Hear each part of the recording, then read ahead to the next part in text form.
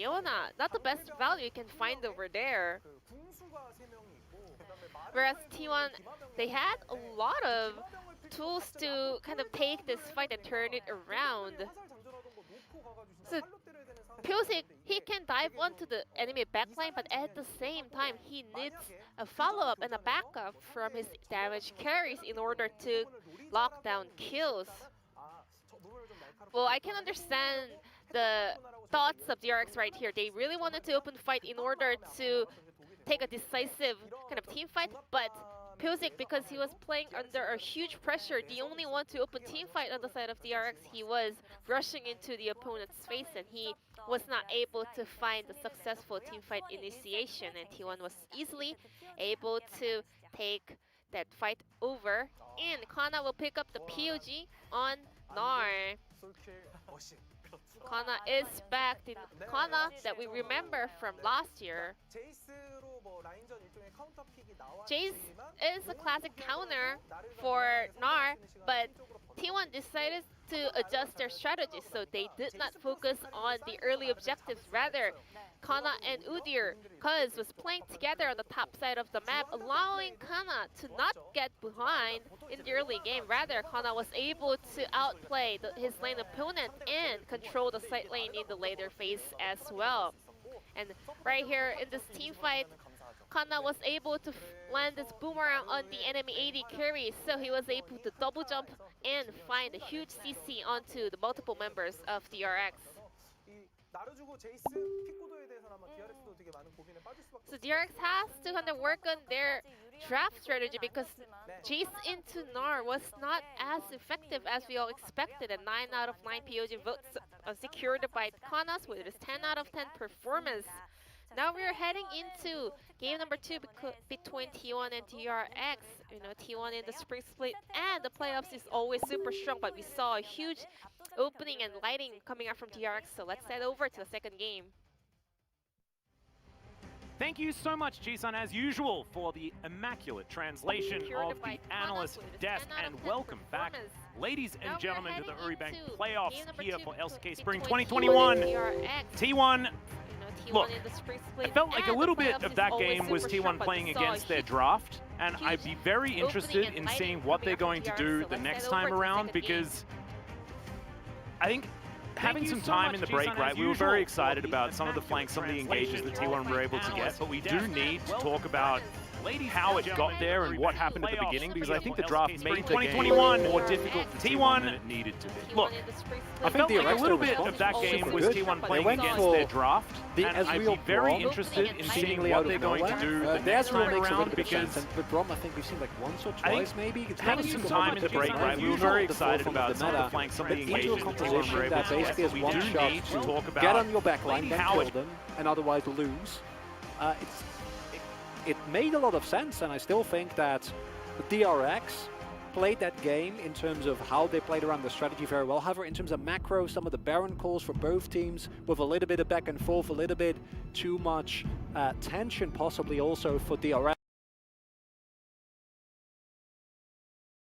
Back out of the slump, and I think that game number 1 is the best way that you can do that. That even though you lose it, right, you go into the game like, listen, we had a nice draft, we had really good early game, we were able to consistently out-skirmish them, happy with all of that. It just came down to the final execution, and that's a loss that I think you'll take possibly also for DRX. If you look at the last couple of weeks, I wasn't expecting this to be this close. No, absolutely not. And I think that game number 1 is the best way that you can do that. Even though you lose it, right, you go into the game like, listen, with a nice draft, it looks like DRX is going to be going for either really good early game or the Seraphine, depending on which one is going to be left available.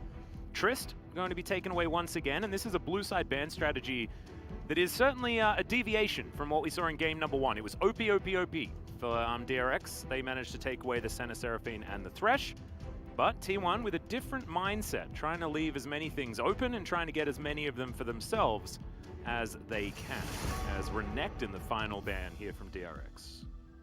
Presumably a Seraphine ban coming out from T1, meaning that DRX then get the Hacker in again, which this time there's no Udyr available for Cuz, meaning that he will be forced onto possibly something like the Nidalee. That's what junglers often go into when there is a Hecarim, so you can't really play the Lilia, right? That's not a matchup where you're ever going to feel good. Where's But the volley there? presumably a Seraphine ban coming out. Oh, sorry. You read ban. my mind, get the Hecarim. I was going to go there, but you went there before I did. This time there's no Uber available for Pulse, meaning I think that is a pick that, even though it hasn't been shown yet, T1 something knows that that's what junglers often go Oh, I'm not you know my opinion, I'm leaving open Seraphine. Yep, looks like we've got a tied series. Let's go. I don't think it's sorry.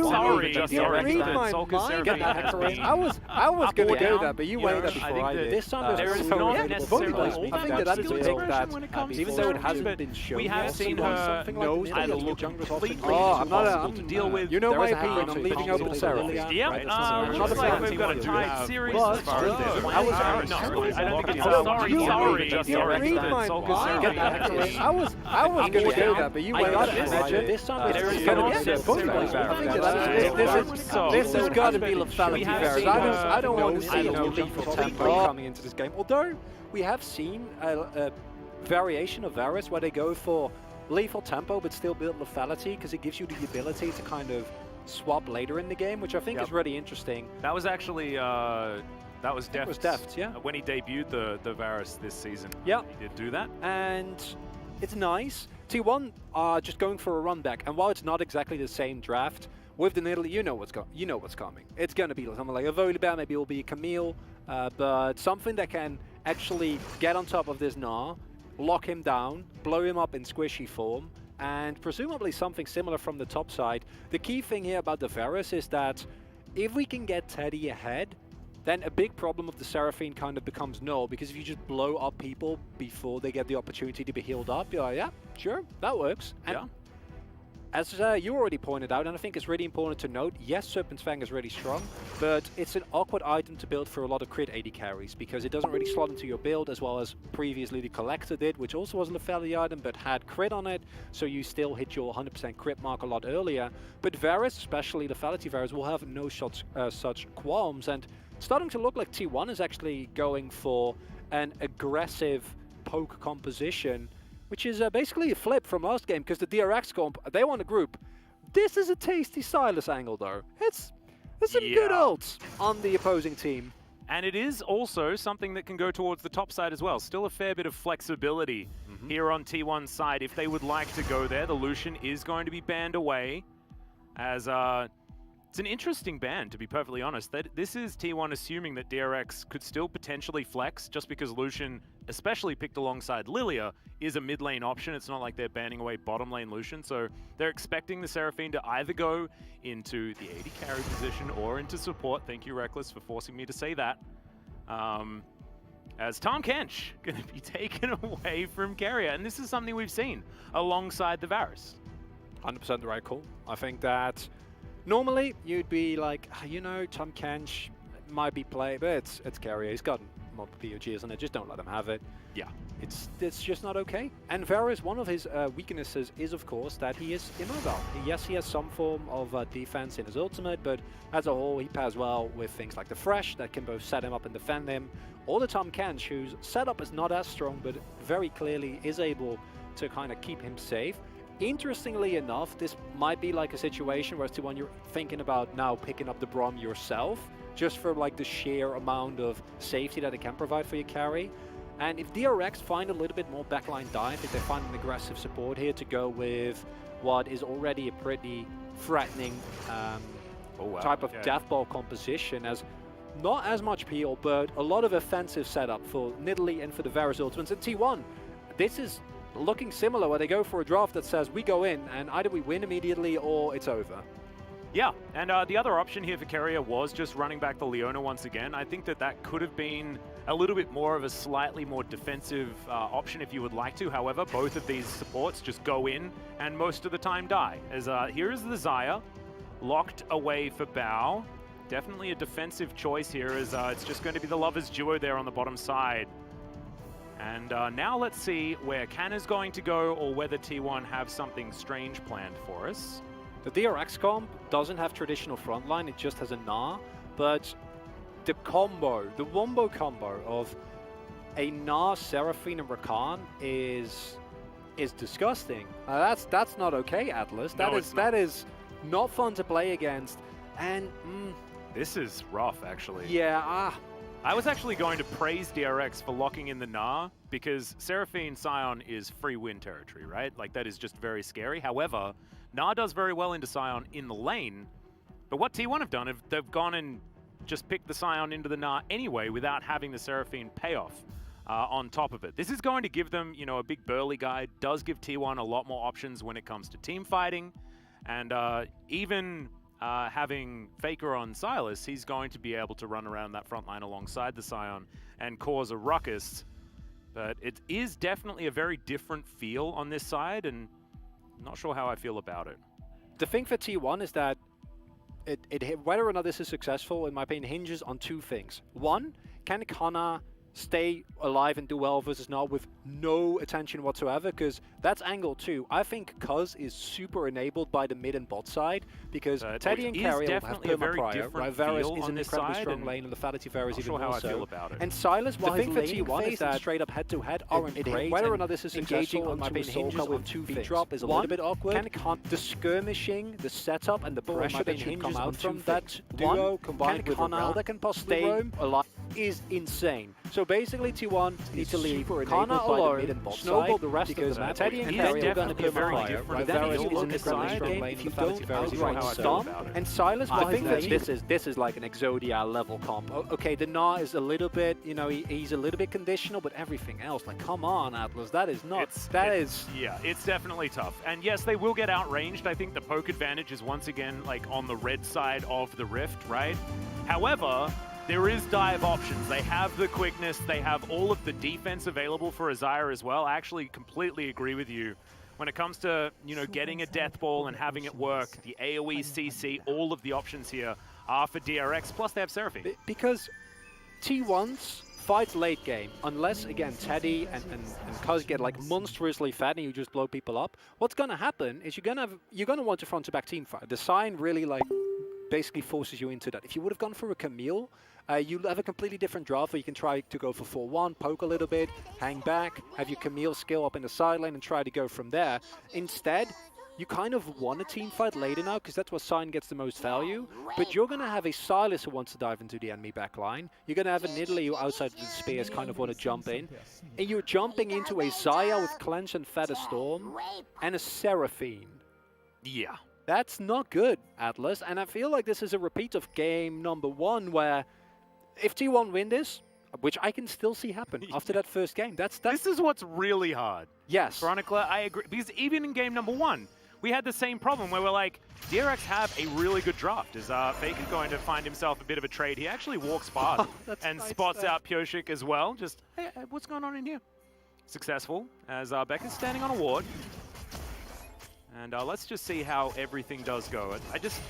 I do find it very difficult, because T1 they manage to find victories with these drafts that do make people a little bit upset. You know, sometimes they shouldn't win, but they do, because they understand that even though the win conditions are narrow, they can hit them. And it's something that Damwon Kia does insanely well, but Damwon Kia's drafts are also really good. Yeah, so that's a big difference, because at Damwon Kia, you're always like, wow, not only is this draft really good, but even if they do get into a deficit, they can just win. Whereas T1, it feels like they just need to outmuscle their opponent. And why do you do this, T1? You don't need to put yourself in a position where you need to, like, stomp the enemy. Because yes, you can do it, but what if you don't? It's real rough. Yeah. It is definitely real rough. Is level 2 going to be gained here by Bao and Becca. Teddy and Carrier already having theirs. Carrier not exactly going to have the greatest of times here in this lane, in theory. We also... he's just pretty hopelessly melon. We also have double longsword starts here for both AD carriers, which I think is interesting, not opting into what you normally see, which would be a Doran's Blade. And for Teddy, it makes a lot of sense, because you can go for a tier first on the Fatality Varus, but it really... Pot, I was expecting to. Both are fine. I personally like the tier, because it does give you a lot of early potential to, like, really shove the wave, just use your mana as a resource in that regard. Yep. But it does mean that until you're first back, your Qs just kind of tickle, and that makes you sad, because you want to blow people up. Oh, early angle from Cuz here. Yeah, Yeah, looking to try and go aggressive. Is going to wrap all the way around. You can see Bao and Becca not getting wind of this just yet as the crashdown comes through. Carrier with a really nice stun spear, not going to connect, but Bao still taking a lot of damage. The empowered bounce and the ignite going to come in, but the answering kill is there for Bao, as that is some feathers from the grave, picking up a follow-up kill. And it goes to Bao. It doesn't go to Becca. Oh, beat drop is going to connect here as Faker going to have to watch out. Doesn't say eat just yet as the bowling ball will connect eventually. But Faker not having to flash, he'll be absolutely fine. Not super happy, but with Soka's mana bar already expanded and the general lack of kill threat from Seraphine, it's not the worst. But the fact that Becca doesn't get the kill there with his ignite, but it actually goes to Bao, as you said, feathers from the grave, means that that's actually way better, right? Because yes, a kill goes to Kaz, that's nice, but he died. That's time that he didn't spend farming. He will be on the ward, so there's no way that Soka should ever die here, which he won't, so that's good. Yep. But means Pioshik was able to just keep going. Yes, he ganked, but he still was able to find a lead. I think he might have gone for the topside Skydon as well, just find a full clear. So now you have a lead on that. Topside is going great. And if that spear connects, none of this is an issue. Yeah, that's the trouble, right? And it's a good cleanse out of Desire. That's why it actually missed in the end. So shout outs to Bao there for being able to reposition and not allow that free spear. The one upside is that with Flash Gun on Xayah, if T1 hits level 6 earlier, you can just you kill Xayah. It's just a free all-in. There's no cleanse, there's no flash, and you just jump on top of him, you throw your ultimates, and then you're basically good to go. Varus presses WQ and then say goodbye to half of your health bar. Oh yeah. I guess how it works. Kingen up here just continuing to get the shove onto the Scion, who is behind, but we of course expect it. Carrier looking to try and get some control back as Teddy wants to stop the Rel from being denied and will be successful in that one. Carrier can crash down as well. He's going to flash on in. You were talking about the lack of flash. Certainly going to be important as Faker finds the abscond, but able to body block is Becca, so Bao will survive this time. Defensive play has been super good from DRX. Every time that T1 go for a big play, you see the defensive Rakan play, making it so much harder to actually execute well on the play. Soka's ultimate. Yeah, does actually find it here onto Faker. The beat drop's going to connect as well, and Faker, you can't Kingslayer enough out of that one. The watch out Eve is not going to be watched out of, and Pioshik will be able to grab that one. Second kill for DRX, who have started off very well. And this is now Solka being able to get plates for his Seraphine, looking to try and power towards that Moonstone. This is frightening if you're a T1 fan. Remember what we said about T1 kind of having to win early on the bot side and mid? Yeah. It's not going super well, Atlas. Look, Teddy has a lead, okay? So that's that. nice, but that is also it. And look, Teddy has a lead because he stayed alive, right? Bao didn't get so lucky. As Carrier going to find the Attract Repel stump. There's the flash on in from Pioshik. It's a very sleepy Rel, and they're looking to try and take her down. No flash available. Becca secures it. Now 3-1 in favor of DRX, and this bottom side that you said needed to win, still not winning for T1. And I'd like to cast your mind back, because Pioshik was one of the first junglers to actually pick up the Lilia. Even last year, when Lilia was just released, it actually took a while for the pro scene and people at large to catch on how strong this champion really could be. Yeah. And Pioshik was one of the very few that was always happy to pick it up. Fake, you're not level 6 yet. Yeah, he's 2 levels behind, in fact. Yeah. Sometimes when you die in the river, it is a pretty unfortunate situation, but still, he's looking for it. 2 levels down, finds a level 6 here. And remember, Sylas into Seraphine was a thing, right? Like, this was considered one of the answers because Encore is ridiculous. And so now both sides have an Encore in theory. So Solka is now in a lot more trouble because Faker, it's not just the abscond that you have to watch out for. He also now has a potential hijacked Encore, which is a bother. The real question is, do you go moon stuff now on Faker? Because you can use the Encore, you can use it so well. Well, the train is going to come on through here. The flash is going to have to come out, but the damage still connects. Kingen has Mega, and Pioshik is in the area. As Spear going to go wide one more time, Cuz is going to be able to take down that ward. It's replaced immediately. As, okay, Attract Repel is going to 100% deny Becca. That was it feels bad. But still, this bottom lane absolutely fine on DRX's side. And Cuz looking for this early Herald. Gonna have to pounce out of the pit though, as Pioshik says, thanks very much for the leash. As Solka's gonna move on over as well, sidesteps very nicely. The spear. Faker didn't level his ult. Oh. I was wondering why he didn't go for... I thought he was holding it, because he went for the trade aggressively on Solka, and Solka was low. And I thought that he was... Now he has ult. Well, yeah. I mean, yes, now he has ult. That's You saw nothing. We saw nothing. He's, no, but that's a big problem. Because if Solka dies there, the entire course of the game can look differently. And I don't know 100% if he would have, but he would have definitely had to flash the Encore. And he possibly could have died. And instead... And then also you lose control of the river, theoretically, because you can't move up as far without your flash. There's a flow-on effect, yeah. And this creates a situation in which DRX are just going to be able to extend this gold lead further. This is not a comp from T1 that is going to win late. Yes, you have a front line. Cool. Yeah, you're playing into what we currently perceive as the strongest team fighting champion in the entire game. Of course, other regions have different thoughts on that, but we're within the LCK. I think we can safely say that there is no champion as strong as Seraphine. Surely Teddy will be building towards the Serpent's Fang, otherwise I don't know why the extremely early pry on the Varus to come through here, but it's not looking clean from T1. And playing this even after last game of a sure, you can make it work somehow. I don't know how T1, but you find an angle. But if you actually fall behind, it is definitely dangerous. Faker only behind 8 CS. As you remember, you know, you can see that he still does have a level deficit here in this mid lane after that early death, but hasn't costed him too much money.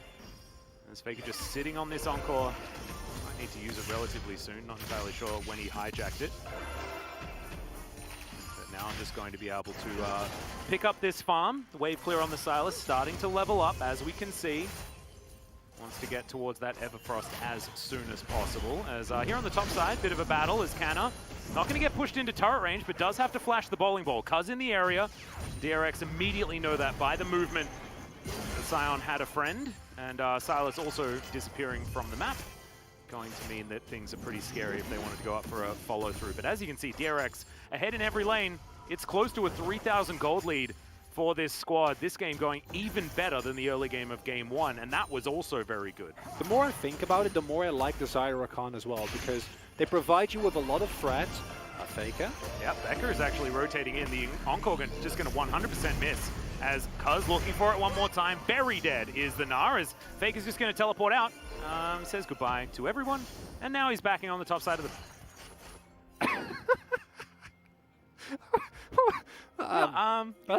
That's a heist.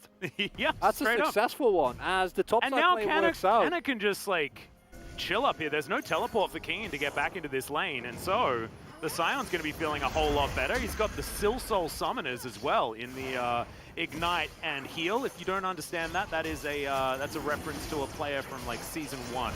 So shout-outs to those of you who have been playing for an extraordinarily long time and watched a lot of Dyrus' stream back in the day. That's a... I don't know that reference, and I've watched a lot of League, man. Yeah, I was realizing that was... He used to just play Vladimir and always take Heal Ignite. That was what he did every time. Capitalization here of the lack of flash that was forced earlier. Nice drift by Connor. Sign is not traditionally you think of as good setup for mid lane, but it works. Yeah, it gets the job done. And these kind of moments are the reason why, even though on paper this match should not be really easy for T1. I still don't think it will be easy, but I do think they still have a shot, which in of itself is crazy because, as I was trying to say earlier before... Ow! Yeah, one more of them, he's dead. Yeah, if he gets hit by... Yeah, okay, well, T1 hit the spike, so maybe we were just a bit premature. Gonna try and make it work now. However, Elder's gonna come up here. Yep. Faker actually avoiding a lot of Solka's poke as well. Certainly works out. Canna just going to try and absorb to the best of his ability. And does so. He's going to lose the turret, but Teddy's still zoning Bao and Becker away from this one. And Faker now has a bit of a free lane. Solka went back to base as Bao once again soaking spears. And this is actually what can turn this, right? If T1's poke actually lands, then DRX's comp isn't necessarily going to work unless Seraphine is there healing everyone all the way back up again. So maybe late game it's going to be absolutely fine. But right now, it's good. Even then, just the heal from Rakan and the synergy that those two have. Guardian is still up. This is not an easy dive for T1. Featherstorm clans all available. Well, there's a change of corruption as the Crashdown says goodbye to the Rakan. You said what? Did that look difficult? It just didn't look that difficult to me, I'm not going to lie. As now Faker finds a Featherstorm. He'll be able to answer Bao, but not before he kills him. Throws that one out. The Feathers go a little bit further away, but he can't recall them anyway, so he doesn't even mind, as that's a big old Gnar into the wall. But you can see this. He does manage to grab the kill onto Canna, but now that's a very angry zombie that's looking for him, and Faker will pick this one up. I don't know how they do it, Chronicler, but T1, they found this mid-game skirmish. And let's see whether this can help them snowball. They still don't have a gold lead. That's how bad the game was going. Oh, and this is a necessary play for T1 because you lose that topside turret. You've so much gold gets funneled into DRX's pockets. And I took, yeah, you've Clans and Featherstorm available. Sure. Fade away chains of corruption, by the way. Yeah. Becca doesn't have those things. So Becca gets locked down with a really nice play from Teddy. And then going in here, you know, if it works, it works. It's a bit aggressive. Kana knows he's going to die at the moment that he goes for that play. King is able to, at the very least, pick up a kill on the Scion, but pays for it with his own life. So in the end, it's a 3-for-1 trade, which you're happy with as T1. Pioshik shoving out mid lane, nowhere near that play. But how, to what extent actually, like, makes this the game easier for you as T1, and that's a rough one because yes, Faker and Teddy are getting fed, but I feel like they're now starting to build a gold lead. If they can do this 2 more times, then I'm okay. Okay, T1, you got me convinced. But I also think that DRX, if they had the same deficit as T1, we'd be having very different conversations, right? Because this is Seraphine moving towards a late game with an 80 carry that's very self-sufficient, able to build crit. Oh yeah. Like, this is pretty ridiculous when it comes to scaling, and DRX already have an advantage. So you're talking about not being out of the woods. I'm saying that T1 needs to continue to push this extraordinarily hard. I absolutely agree. They do. Just keep killing them. Get 10 kills on my man Teddy. He needs to like one-tap everyone, and so does Cuz, and so does Faker. Especially a pick like the Silas that benefits from finding the all-ins, finding the messy, extended fights, not a straight-up 5v5, but more fight one person, fight 2 more people, get an ultimate, and keep that going for as long as you can. Oh, Becca pops! What the heck was that? Oh no, but the Encore is going to connect onto Teddy. He's going to be taken down. Solka answers very nicely, and now Kingen into position. Bowling ball blocked by a minion. Which is a little bit unfortunate there for Pioshik, but good answer. As they get support for 80 carry. A little bit more important there as Teddy is massively key for T1's poke battery. There's an angle for T1, and it's get this Drake and stack 3 Oceans. Get the I know we don't know whether there's going to be Oceans yet. I know it's a coin flip, but that's the line. Is it a coin flip? I mean, hi. Yeah, come on, man. Yeah, this is not what I want. It's just generally what happens. Is that was a beautiful Encore, and Teddy unfortunately going to be taken down at the end. You see the extension also being so incredibly valuable there on the Seraphine, and one of the main reasons why this pick feels so bad to teamfight into, augmented by the amount of healing she provides with Moonstone, the shielding from her W, and all around just the utility that she provides. And T1 fought their way back from an early deficit, so that's something, I guess. But they shouldn't have been in an early deficit, and they still need to keep out-executing their opponents to a point where you just... It's hard, but they can do it. We literally just saw them do it, so it's possible, but they need to hit the big poke. They need to find the angles, or Faker needs to find the most insane all-in ever. And I've said that before. That was when Prince killed this DRX. You need to find the most insane all-in ever, and then it's Samirad them at the Baron. He literally found exactly what you asked him to do, which is 100% the analyst's dream, as King in. Only Mini-Gnar right now, as Cuz does have the smite, so that is going to be the Infernal Drake lockdown, and as we can see, it is a Cloud Soul. This game... you had one job. What? Obviously, if you've been watching throughout this season, my one job is Cloud Souls, okay? Yeah, but no, that's not the job we want. So I did my one job. No, that's not the job we want you to do. Are you saying that I've been paid for the wrong thing this whole time? Because I've been trying really, really hard to get these Cloud Souls, man. Oh dear. Have you been ignoring the feedback sessions about Cloud I Source? just don't check my emails that much, you know? Come on, man. I'm sorry. I'm too busy thinking about League of Legends. It makes sense. And clouds. Yeah.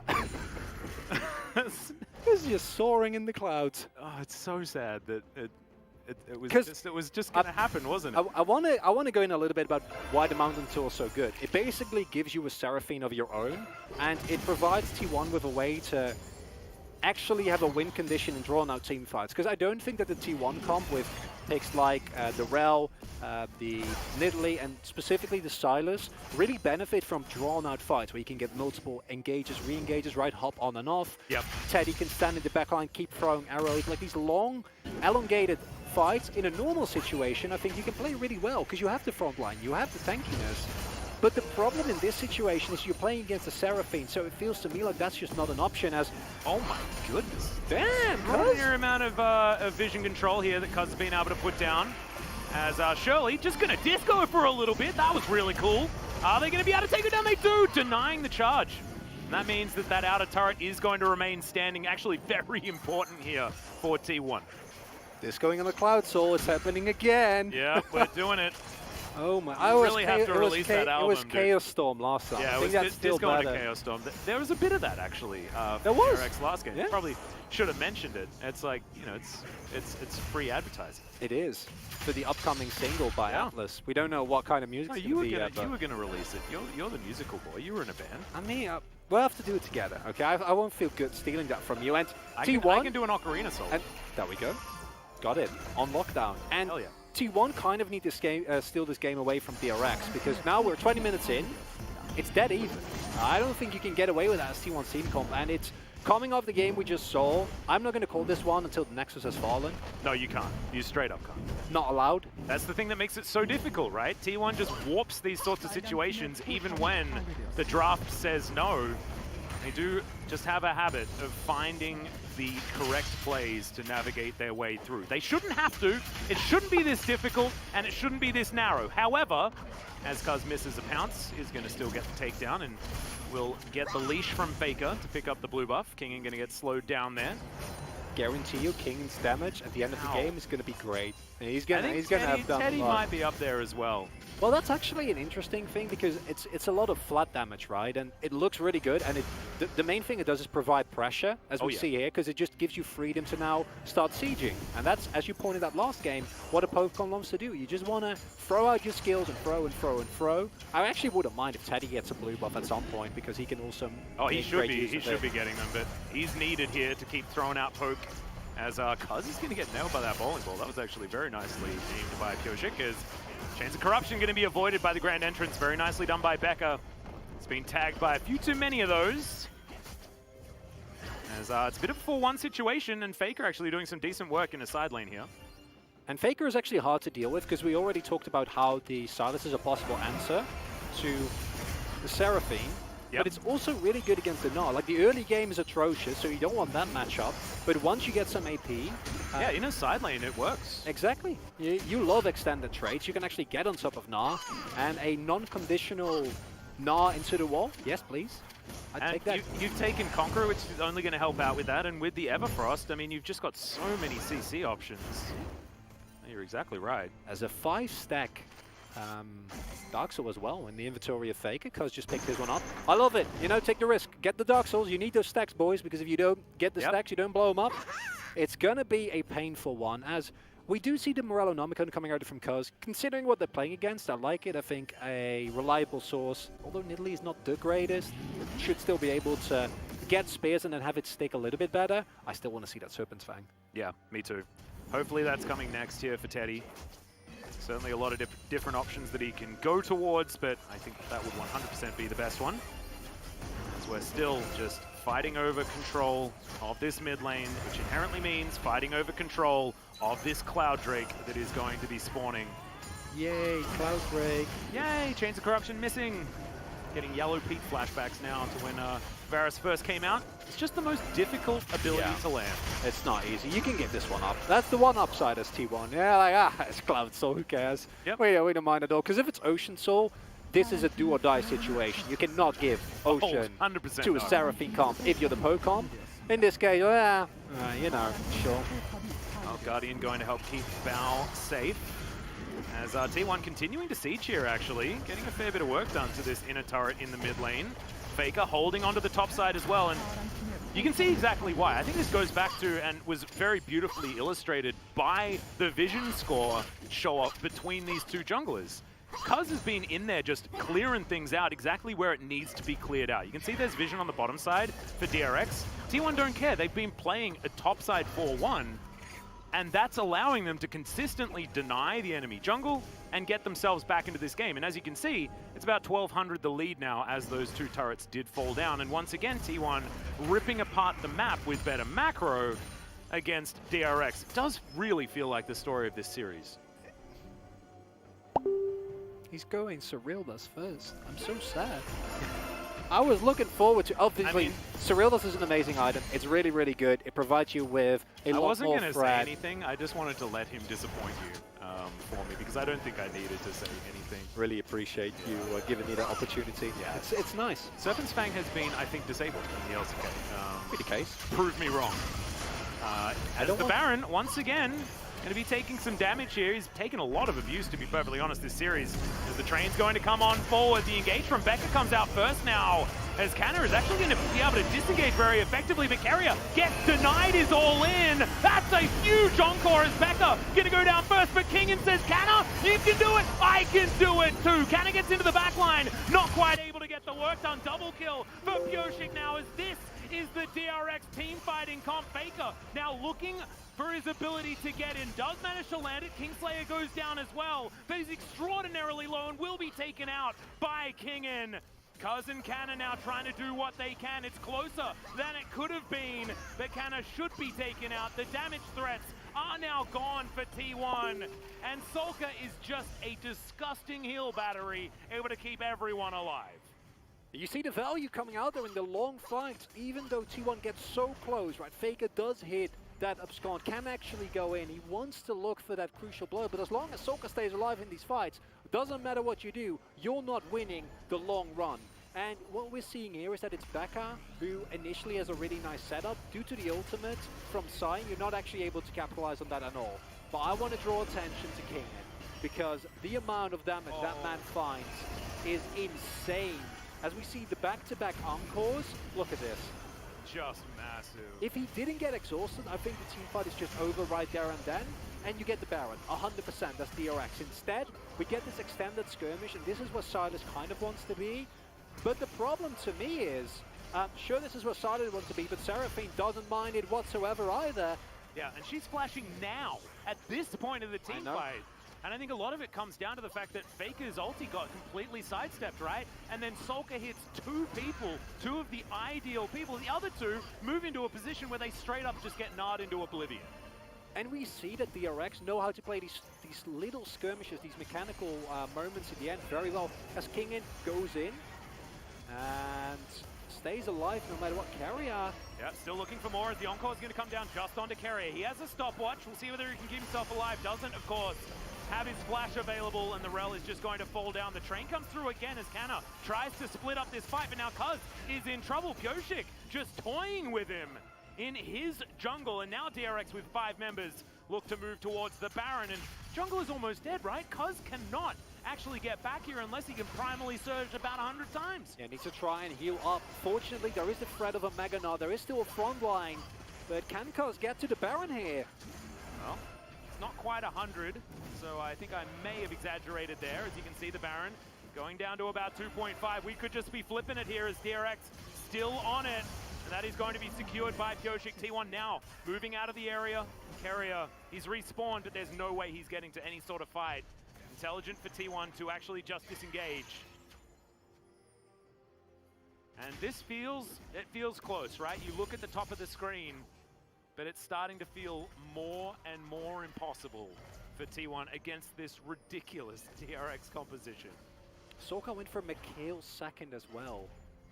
And that's something we haven't really talked about yet, but that means that what we saw last game happening with Bao needs to happen again here, which is not good. It means that T1, above all odds, needs to find a kill on a target that wants to be engaged on, because that's a free encore, that now has Mikhail's available, in case any of the teammates are in trouble.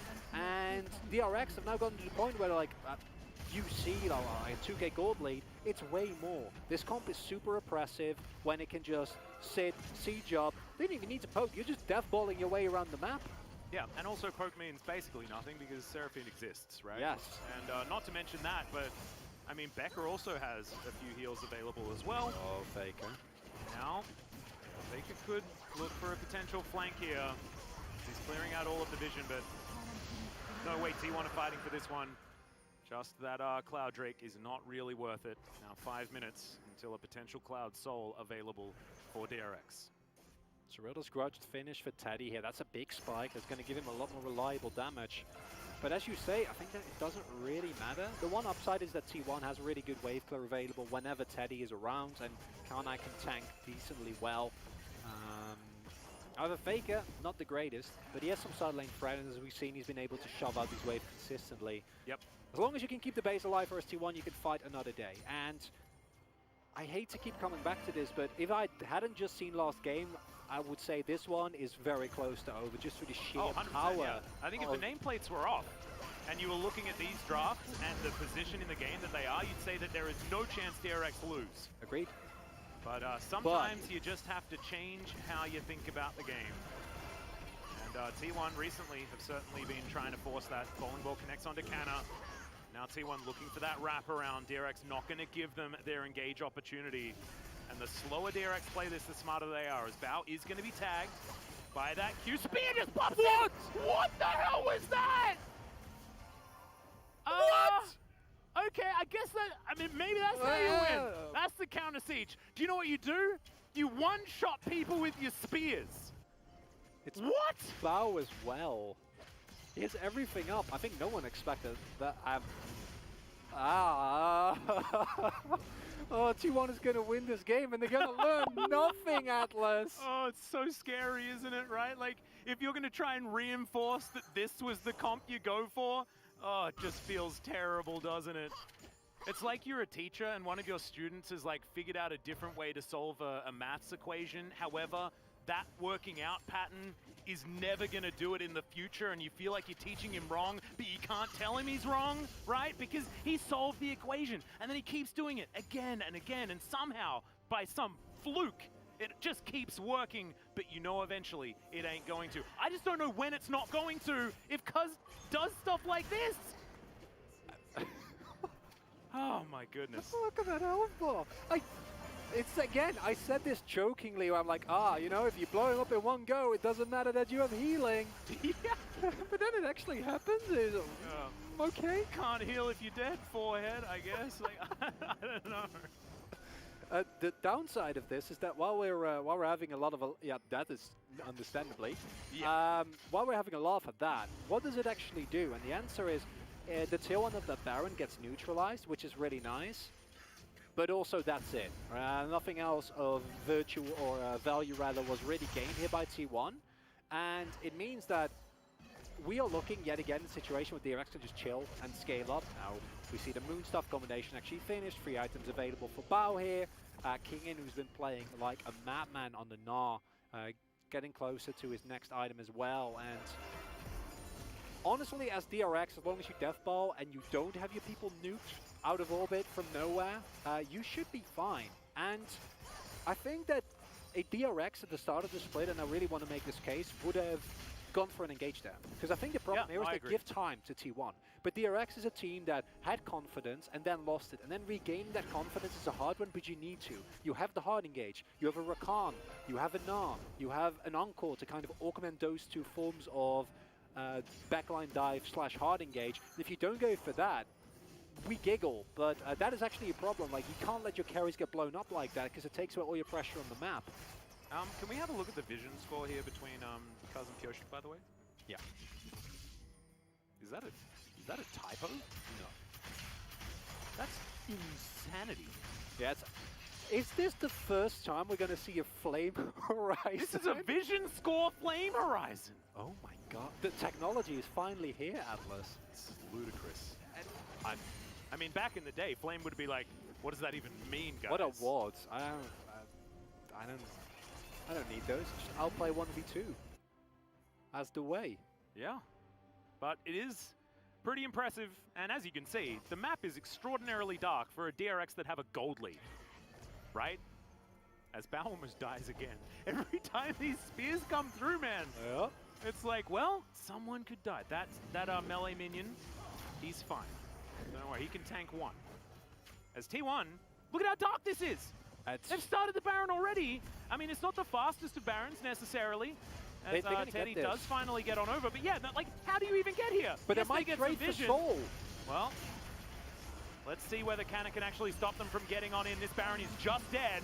And now they have to try and get out of the area. The sleep comes through. There's the grand entrance as Kana tries to help him. Another spear going to find a victim as the Scion's taken down. Faker also dies very early, and now Teddy is by himself. He'll be taken out, and now T1 need to try and save the Barons. This is going to be Cloud Soul, but as someone with a fair bit of Cloud Soul experience, it's not exactly the highest of value for winning these games. But still, T1, they steal a Baron, they lose 3.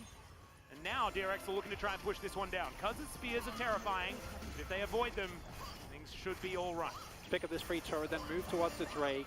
I would rather they don't try and push it. Are they trying to look for an end or just for the inhibitor? Inhibitor would make sense, hopefully not greeding beyond that. As you should be able to pick up both. Now have a possible teleport angle is available for T1. I like the inhibitor, but it's the mid lane inhibitor which is the least relevant. As Kana is on zoning duty, you give him up every single time. Did it? It did. It connected onto Faker. And that's why he dies. That's actually pretty ridiculous. And then we get the follow-up, the chain CC, Cuz gets a very nice last little play as Teddy might be fine here, not with Pioshik also jumping over the wall, unfortunately for him. Varus played that absolutely immaculately. Yeah, it was really, really good. And this is coming from a player who's been super inconsistent throughout the second half of the split. First half, not nearly the case. Clouds are now available for DRX, and I think... Oh my goodness, it happened. Huh? It's in the game. Yeah. I thought it wasn't on the Korean client, but it's there. Serpent's Fang? Yes! In our games? What? Oh my god. I could have sworn. Well, Teddy's got it now. Let's see whether it's going to be the difference maker. He, of course, still needs to be able to land his abilities, but it's going to be very, very helpful. I thought you were doing a bit about Cloud Soul. You were being ironic about how the technology is there, Cloud Soul's there. We've not seen that before. Oh no, don't worry. I've got a bit of experience on that one. I mean, that's why I thought it was a joke. And as T1, the possibility of an out execute is still there, but his Baron buff is not going to do anything for you. It's a minus 800 gold Baron power play. You've lost the Drake.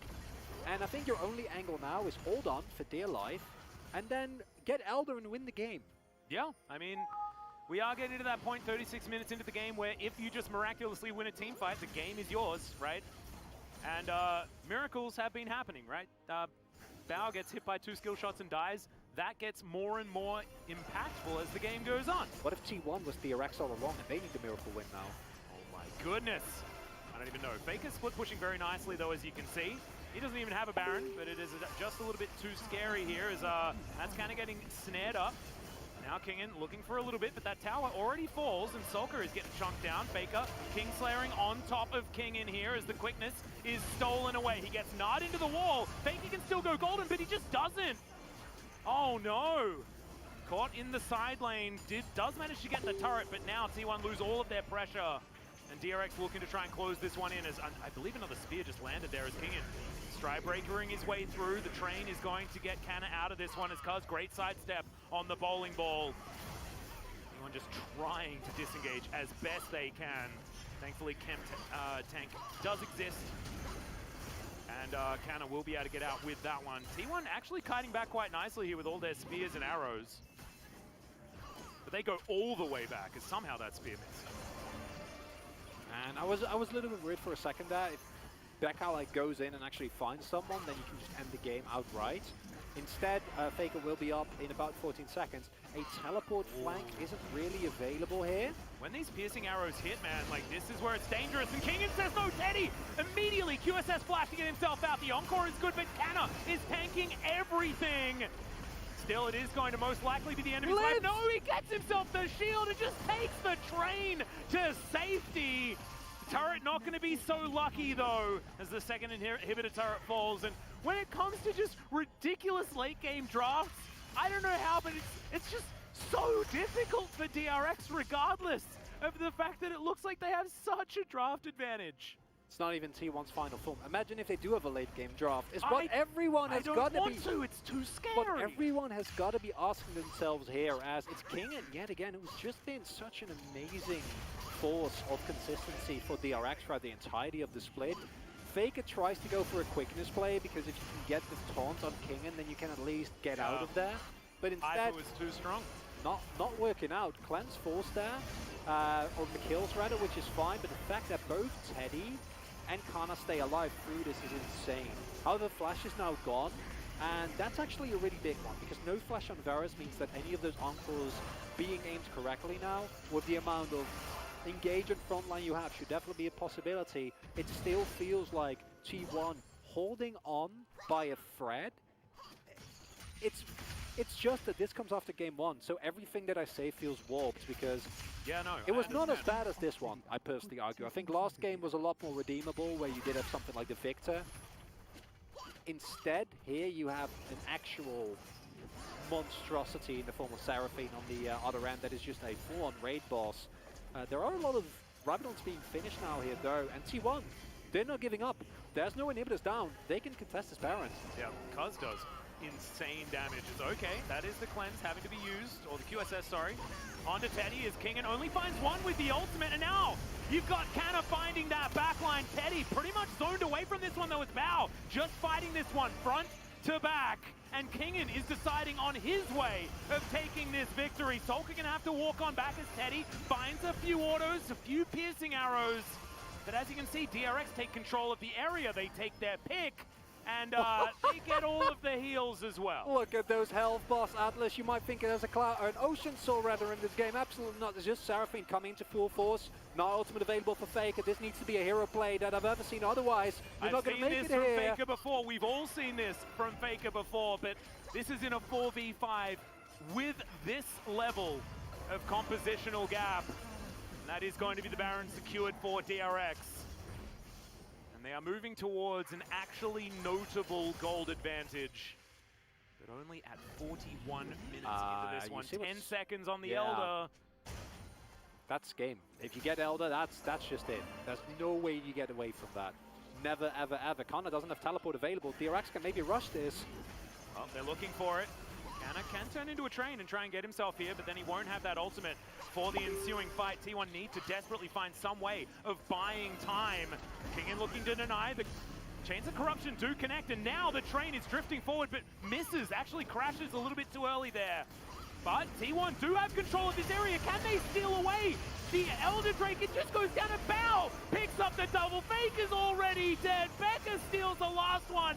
DRX will win game 2. And I thought this was a pretty comfy way to get a 3-0 for T1. But DRX have done it. They found the draft. They found the final team fight. And despite it not necessarily looking convincing, in the end, it will be DRX tying up the series. And in game number 1, you get away with it, Atlas. And in game number 2, you get appropriately punished. Absolutely. Seraphine makes it through the draft. And DRX show why this team is in the playoffs in the first place. Yes, we did not see this DRX for the second round. Sure thing. But when it comes to playoffs, the only thing that matters is how you're playing right now. And right now, it's 1-1.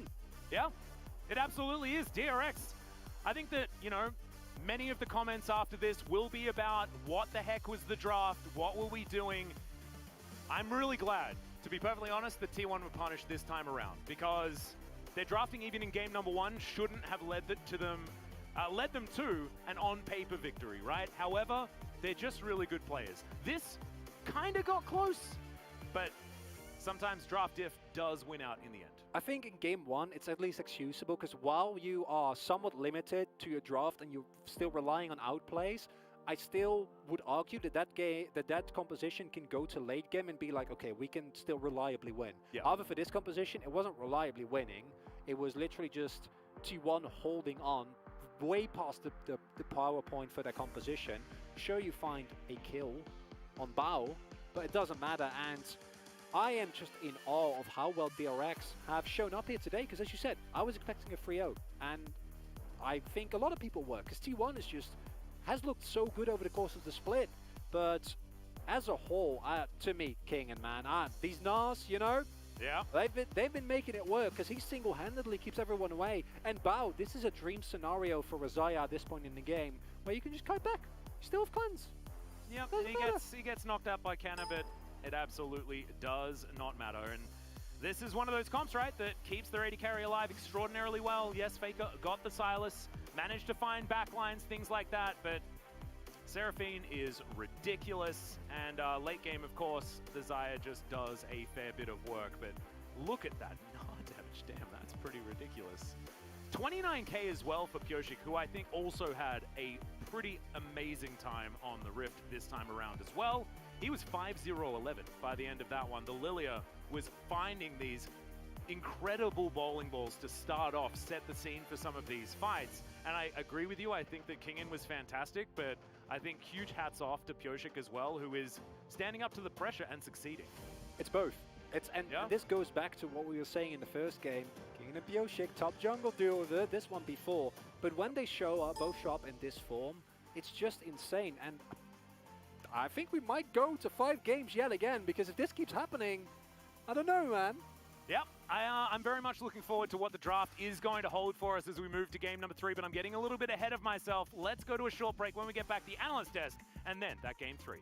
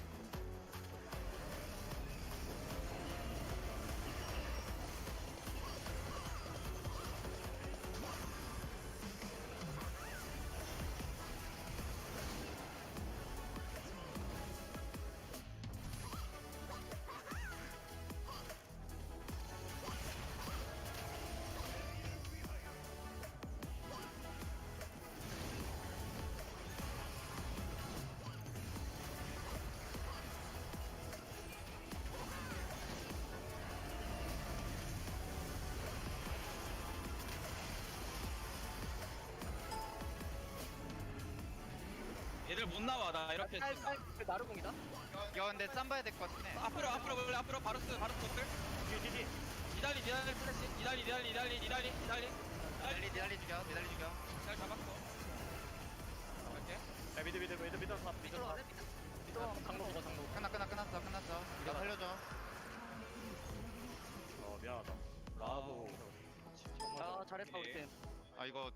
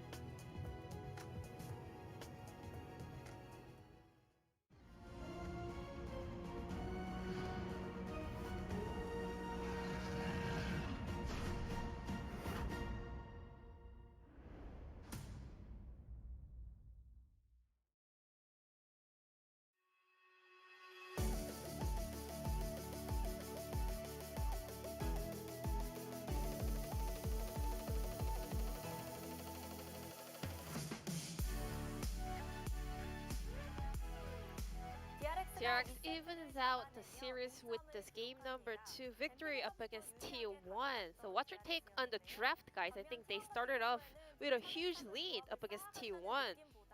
T1 this time around, they were not able to find the main theme of their comp. Rather, they just tried to counterpick the blind picks coming out from DRX. In game number 1, DRX played Poke comp, and game number 2, DRX went around Seraphine. They wanted to play a teamfight comp. They had a very strong teamfight ability. So DRX always had a set theme for their comp in both games, whereas T1, they were not able to find their own concept for this game, and I think Xayah and Rakan was the centerpiece for their comp in game number 2 for DRX. Varus is really strong in lane, and he has a massive poke damage.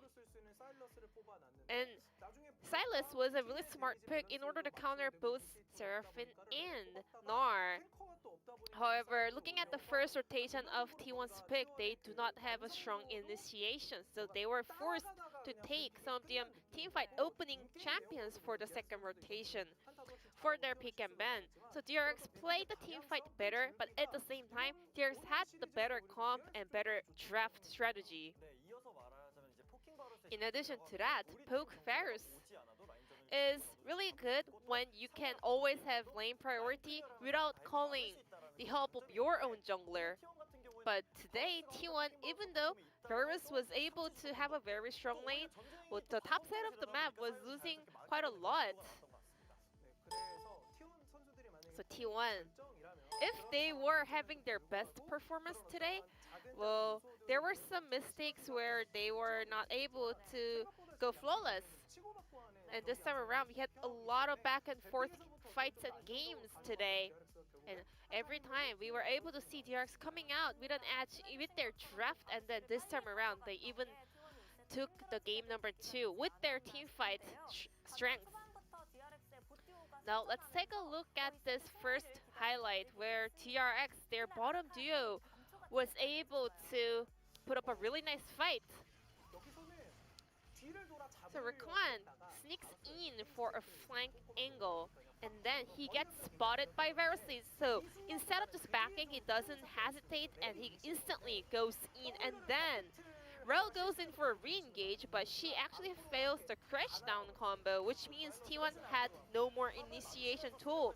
Together with Rel and Sylas, I think they were looking for that Rel and stolen Encore combo, but because of that mistake, Faker also lost his agencies to go in and open fight.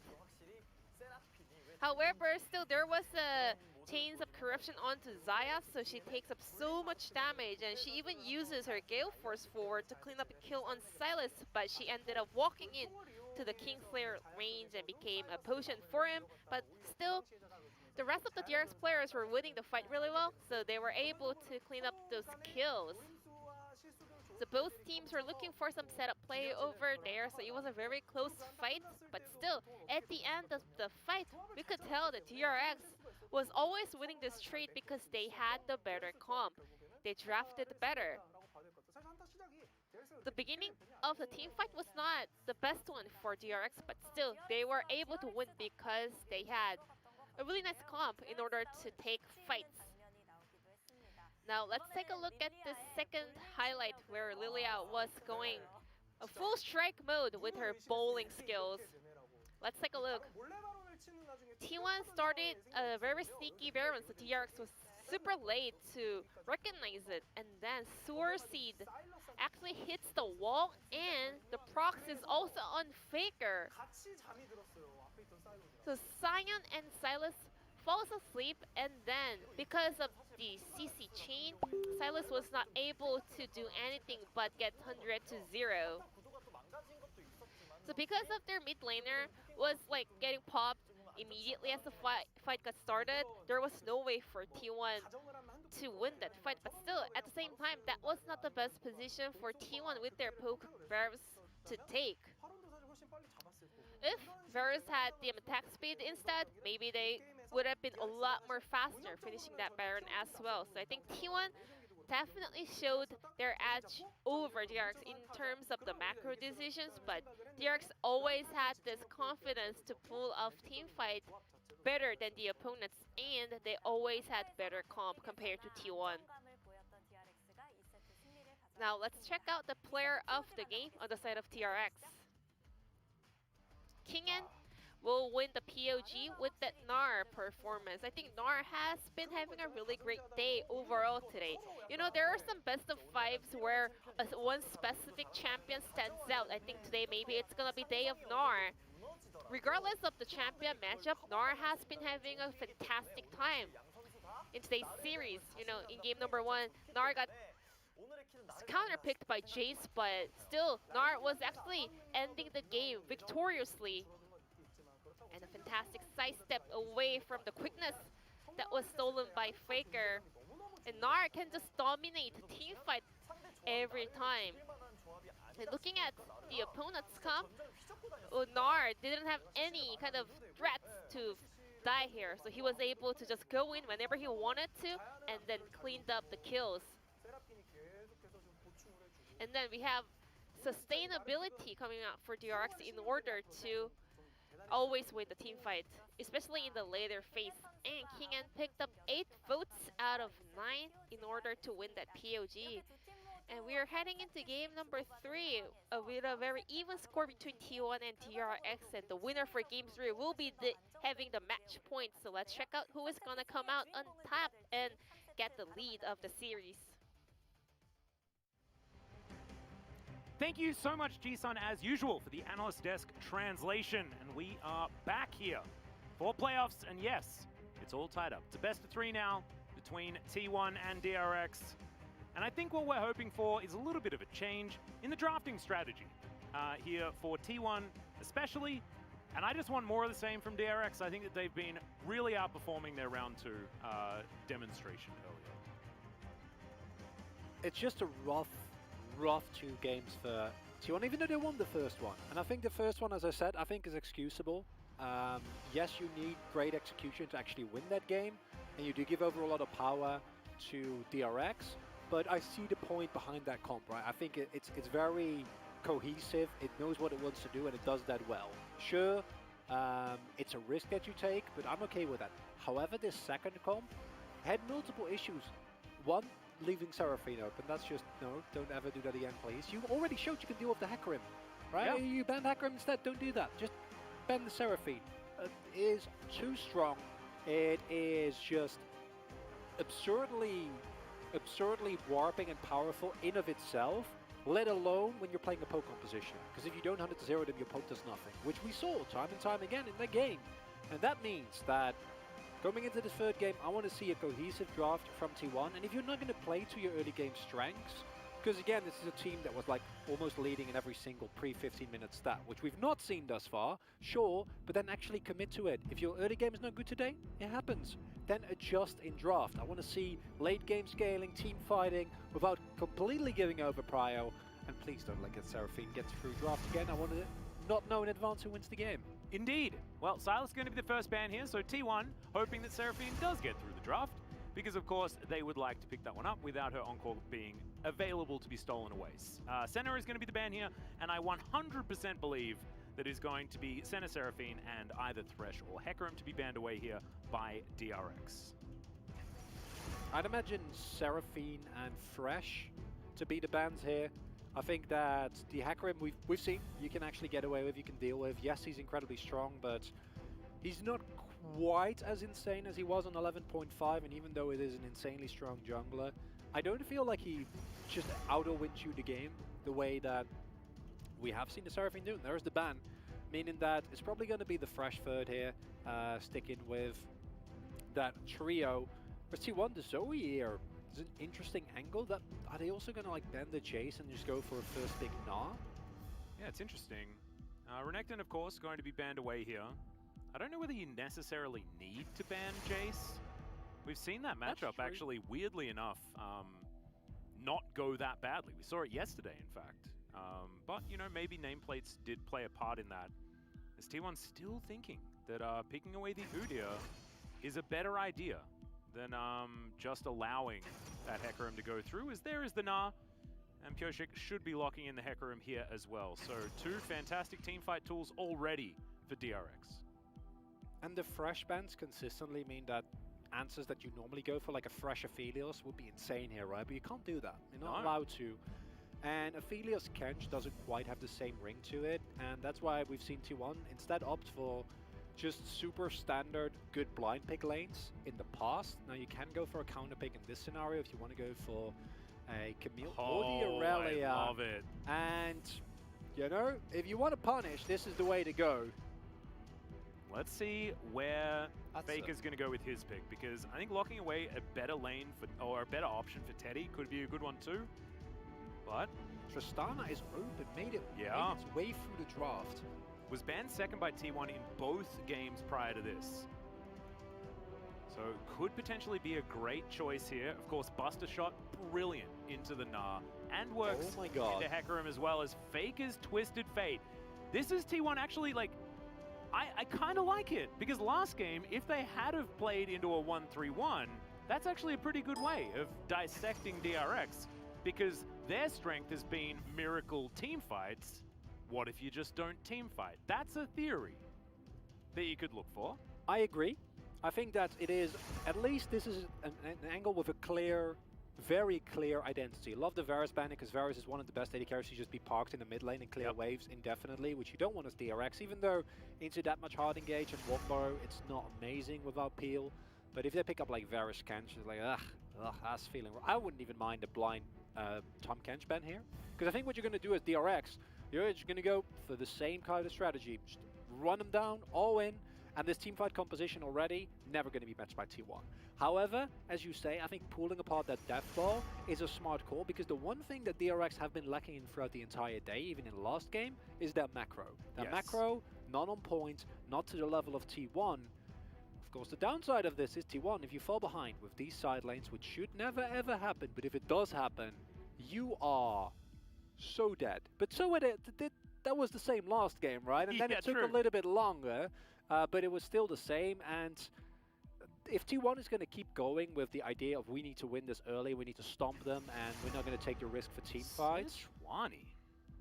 Very interesting. What? Just going to be taking that one away. Bao thinking about a Samira. Tristana available, and still the Samira going to be looked at as the option. I'm so confused. Is this like a hidden R5 counter pick for Becca? I'm not. What else would it be? I'm not entirely sure. However, the Alistar is going to be locked away. Leona's still there for Keria if they do want to go for that. And there's the Tristana that we were talking about. I think Tristana and Leona certainly a pretty good option here, as Trist, pretty good wave clearer herself with the explosive charge. Oh, this would be safety, and this would be also very self-sufficient when T1 are going for their dive plays. So this on Leona also provides you an actual reliable threat in lane, which I quite like, because that level 6 spike is actually quite significant if you can hit it early. And in a 1-3-1 comp, an AD carry like Ezreal just feels the best, doesn't it? Especially into the enemy team, you see all these hard engage divers. This more dive! Oh my god, okay, this I love so much, because what we see here, it won't only augment the global pressure and the side lane pressure that you already have with the Twisted Fate and with the Aurelia, but it also is really good into champions that want to hard engage on top of you. DRX is going for the same style. Sure, you give over to Tristana, which I think in a vacuum is a stronger AD carry, but at the very least T1 has gone back to a draft where it's a clear, cohesive plan.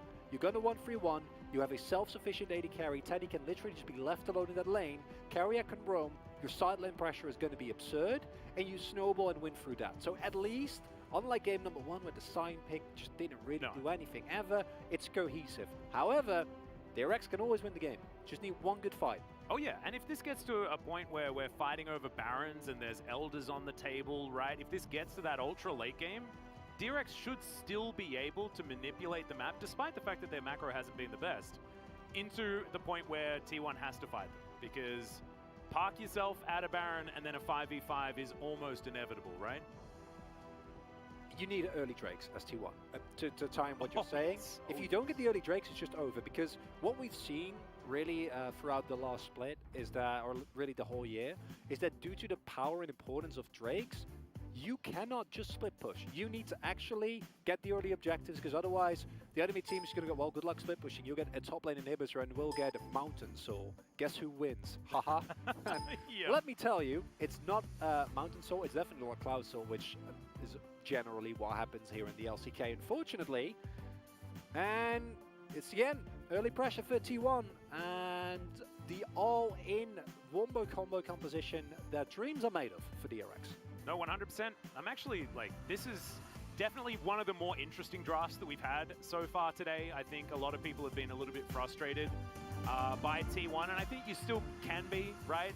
You're allowed I to be. think Teamfight is still definitely a much more simple way of winning the game. This is going to take a lot of finesse, but that's what T1 have demonstrated they know how to do, right? Their last draft just wasn't very good. No. I could put it lightly, but I'm not going to. No, I agree. I think that another shift that we see here is the acknowledgement that Kana's really on form today. I think last game he was rather forgettable on the Sion, but the comp also didn't allow him to do anything. It was like R5 Sion into Nah. It's just absolutely not what you want. Not just that, but it was just there wasn't really, I think, a situation in which he can hard carry that game with the amount of setup that he had. He has an AD carry that just wants to poke, that doesn't actually want to follow up on his engages, right? Because Teddy still needs to respect, etc. Yep. But if you look at that first game, Kana was the win condition. And in Irelia into a Nah, we've seen literal back-to-back solo kills in this matchup. Keen showed us how easy he can make it look.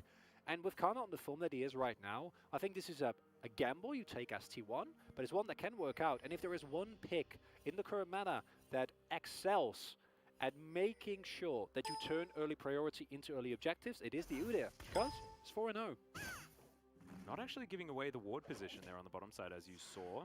Becca was able to get it in there, but quite able to get too much more done. As we have a look at the win rates, not exactly quite as impressive as T1's. 0-3 on the Tristana is definitely not what you want to see, unless you're a T1 fan, in which case you're going to be pretty psyched about it.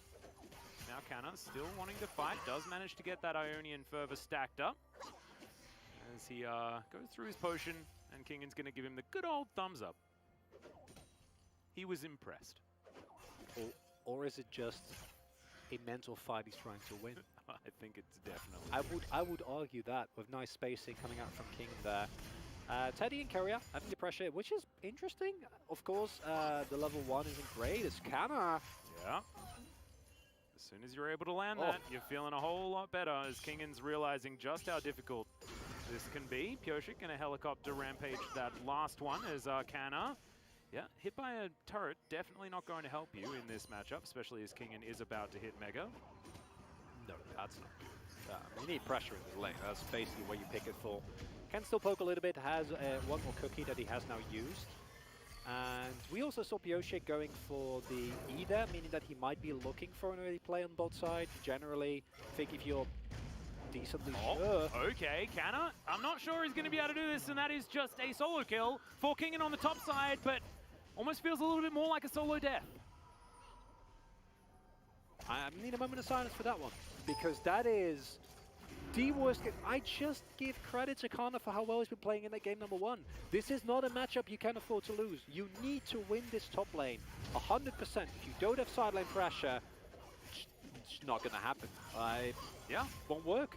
It kind of takes another turret shot as Kuz just holds on to these caster minions. I mean, the matchup dictates that this should still be okay, but Kingan now with that extra kill to help augment. Now wanting to deal with this minion wave, and Kuz, there's just no way you can really help out there. Of course not going to be diving. Kana has to go home yet again.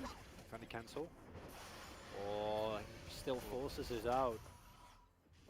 And Kingan's still going to deny, so Pyosik spotted on this ward up here. There's more fighting on the bottom side. And goes Carrier. There's the rocket jump. Immediate flash from Teddy as well. Gets him out of the way. Becca could be in trouble. Teddy following up. Needs one more auto. Will be able to get it. Arcane Shift. We'll see whether it's going to be back off cooldown to try and make it a double. It's not going to be. And the Mystic Shot also not going to land. So 1-1. T1's bottom lane finally able to perform. And as T1, that's a bit of a breather. That's a moment you needed in this game, because considering how last game went, considering the draft you went for, losing early game is simply not an option. Kana has just had it so rough and didn't actually ever get the back off. I'll point your attention to that. Like, he's still sitting on 2 Doran blades and exclusively a cookie here. Kingen is going to shove this wave in. It's going to be able to deny at least a couple of minions here. No teleport available. This kind of cancels his back yet again, which I think getting this wave in XP is fine. And I don't think he would actually be threatened, especially with Pioshik on the other end of the map. And do not underestimate that, like, Aurelia can still win this matchup, right? It's just that post 6, you'll feel a lot better, but giving up those early kills, taking those early turrets, it says a lot about the pressure that is on. Meanwhile, if we're talking about win rates, Twist of Fate, not in a great spot. No, he hasn't really been finding too many of the victories, and that's with, you know, it's not like lower tier teams are just the ones playing this. It was Faker himself that that also found a loss. Chovy, at the same time, not exactly being the most successful on this Twisted Fate. We have seen it banned still a few times against especially Faker. This is one of his key picks at the moment, but not necessarily showing its dominance just yet. But with the way that T1 have been playing the macro, this is certainly something that can find advantages. We'll be looking at that first Destiny under a big microscope, as Rascal, the only one to win as Nara in this matchup so far this season. And it's not all doom and gloom. That kill on Teddy means that possibly the T1 bot lane can accelerate. They've been super diligent about actually taking leads and translating it into more, translating it into objectives. And bot side prio will also mean that you can play players like this. Yep, this is a 4v2. This is bad news bears. Bao going to try and rocket jump to reposition, but it is not really going to work. Cuz going to have to tank up that last turret shot, does so. Does still have to blow the flashes. Now Teddy is chasing after Becca. He'll land it. One last auto will get him there. There's the headbutt. And Kerry is just going to say, absolutely not, Mr. Cowfriend. And that is going to be 2 on the bottom side of the map for T1. Yes, the top side is rough. If Kana gets dove here, if they can put him further behind, that'd be lovely. But I think it's a risk, considering the fact that Maganar is about to time out and Pioshik isn't level 6. Otherwise, you can 100% go for that. And gold goes to one Faker, who you want to get fed because you want him to have at least a modicum of sideline pressure. And secondly, yeah, I mean, if you don't take a turret shot here, you're probably fine, you know? Yeah. So cancels an auto here. Yeah, Didn't even get the CS. no. It's just painful, and this is what pressure, knowing that you need to win the matchup, does to you. Whereas this is just a super well played play, really nice exhaust coming out there on Bao, meaning that any of the relevant damage, including the explosion, doesn't do nearly as much. This play, it's not the cleanest. The Tristana and Alistair can be a little bit finicky to lock down, as we see that Teddy is going to be forced to flash in a little bit. They don't get the 100 to 0 on Bao, which creates kind of a elongated player, but you know that no one is coming. You have vision of both top laners in the solo lanes, and Teddy getting more kills. Amazing. That actually creates an alternative win condition for you, because if you're Teddy's not ahead, he can just chill, right? You can leave him alone, you can farm, you can clear waves, they'll always be fine. But if he gets fed, you get an additional pressure point on the map. See whether T1 can play around it. True Shot Barrage going to connect. Flash goes in, 3-man taunt from Carrier as well. And now DRX are forced under their turrets, and the poke damage is real from these guys. That's Teddy great. moving on over, looking for a little bit more. Not finding it. And we actually will have a relevant Drake this game, Atlas. It is just good news all around, except for Kana. Kana's not having a fun time, because Kaz is actually playing this, or giving this Aurelia, besides that early push that he gave so that the reset would come in and Kana wouldn't get zoned off the turret, which against Nara is basically a death sentence. If it gets frozen in front of your turret, your Aurelia is just, no, it just doesn't, no. Can't have that happen. And we now get the snowball being found here by T1 on the bot side of the map. Sure, Kana won't have as much pressure, but in a pure 1v1, Aurelia will always be relevant, no matter the game state. And then if the rest of your team is ahead as T1, you get so much more room to play with. So as a whole, sure, not as dominant from the top side as we'd like to see it, but as a whole, the T1 composition is still maneuvering itself into a position where it wants to be. And And also Destiny back available once again, and therefore Pyosik not going to very comfortably be able to take this Rift Herald. You saw Teddy communicating with the rest of his team. They're like, nah, we got this Herald. There ain't no way they're stealing this one away. And so he is going to head back towards that bottom side of the map. Stabilization working well for T1 after the disaster of the top side. But we'll see what DRX are going to be able to do as now Kingen heading towards that Mega Gnar. He'll get stunned. Not going to go for any of those transformation abilities. And Canna, let's see whether he can get his head back in the game. Still possible. Oh, yeah. Vanguard's Edge, finishing your item. Well, Nard into the wall is bad news, as he's mini Nard now, so Canna will see whether he can get this. Does manage to find it. Vanguard's Edge comes through, and that's going to be the solo kill in return. Manages to clean up all the minions to get that health back. Also, great flash out from Canna, but the Rampage says no. But now Pyosik may have overextended. Gold card is prepped.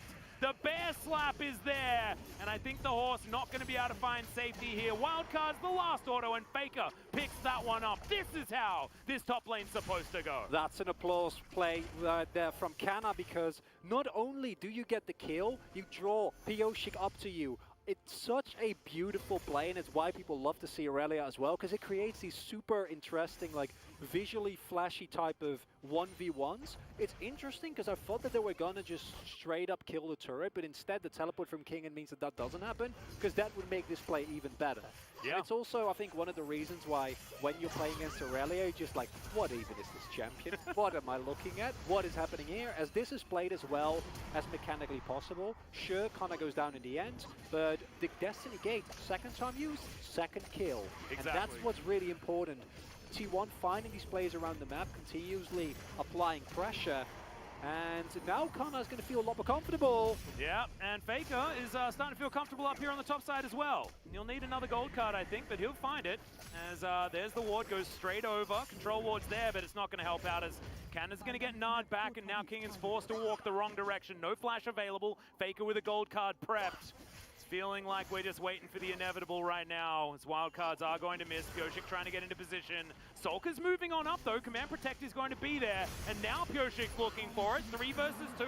Faker flashes out immediately. Can he escape is going to be the question, as looks like he thinks that he's going to have to give up for the Ghost.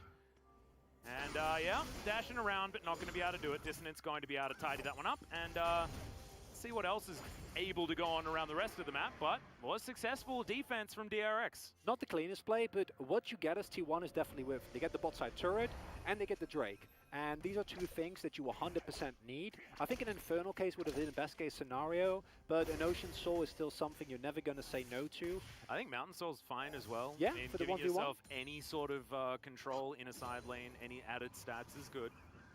Yeah, just a really nice, straightforward punish. I'm not sure how Faker was able to get into that brush. Kingen, again, plays this as well as you can reasonably expect. Is just able to endlessly stall. There's no Vanguard Edge available, meaning that Kana, when he uses his Q here, actually doesn't have a way to continuously stick on Kingen. And while this is happening, bot side turret and Drake get picked up. So I think that is T1. If you back off a little bit earlier there, this is too greedy. You don't need to give up the kill on Kana, and you still get all the payoff. But considering the overall map state, it's not the worst of situations, even though individually, it's a bit rough. No, I agree.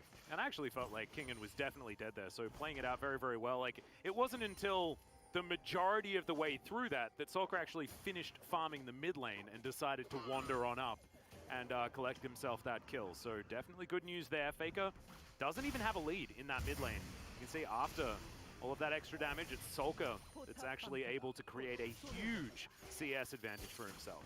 It's the Blade Gold, right? Solka just... Yeah, that too. In combination with the CS, as you mentioned, yes, Faker has been going for these roams, but Orianna can really easily push it in this matchup and create huge CS leads for her.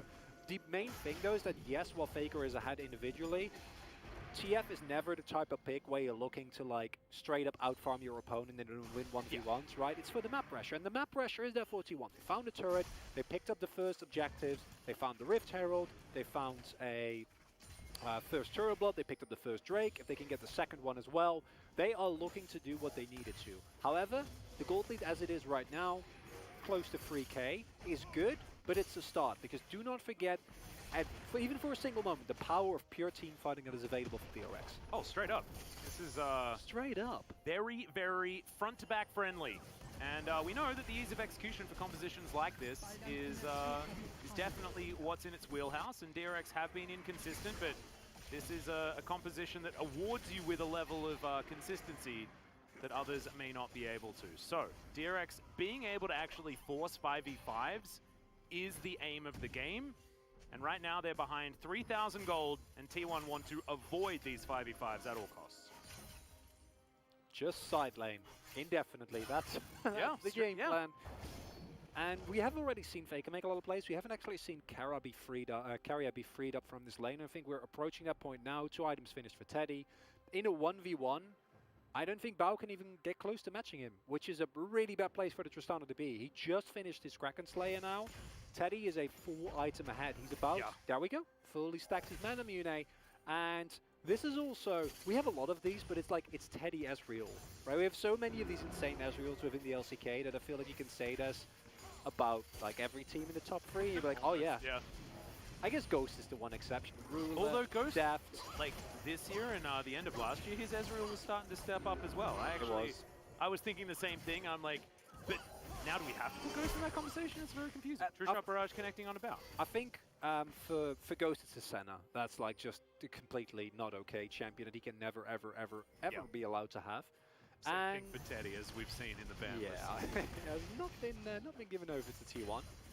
And you know, just keep looking for the side lanes, keep looking for man advantages, use your hero's entrance, use your destiny gate, and don't fight on even footing. Don't fight straight up team fights unless Teddy can poke people down first. Well, Cuz is going to start off the Rift Herald. Faker's towards the top side, Destiny in hand.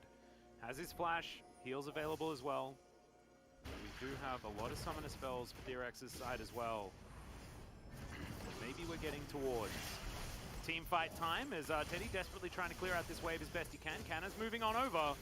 Looks like T1 are actually primed for a fight right here as Bao getting chunked a little bit by a Mystic Shot or two there by Teddy, who is definitely in fighting form right now. 80 carry difference is going to be huge in this potential fight as Teddy finding more Mystic Shots. Solka and Bao in a little bit of trouble here as Pyosik. Can he actually win this 50-50 is the question. Bao has to get completely out of this fight, and Pyosik will be able to deny the Rift Herald. I don't think they'll be able to get the Eye, but the Herald should definitely go over to them as Faker turns up and Bao, yeah mate, you saw the Eye above your head. Oh, it's a little bit unfortunate. Faker was in range to jump on top of him, even goes golden to avoid the shockwave. As now Teddy's looking for even more. Oh my goodness, the Everfrost positioning was fantastic, and Teddy locks down the kill onto the Gnar as well. The T1 snowball is well and truly heading down this mountain. And this is a T1 we wanted to see last game but didn't, Atlas. Yes. They need to find the early game lead. This time they actually do. It's a beautifully drawn apart team fight there where it's not, even though there's 10 people involved, it's not an actual 5v5, and that creates the space that T1 needs. Surely it's a nice smite from Pyosik. He had a 1 level advantage, so he's able to get the winning smite there.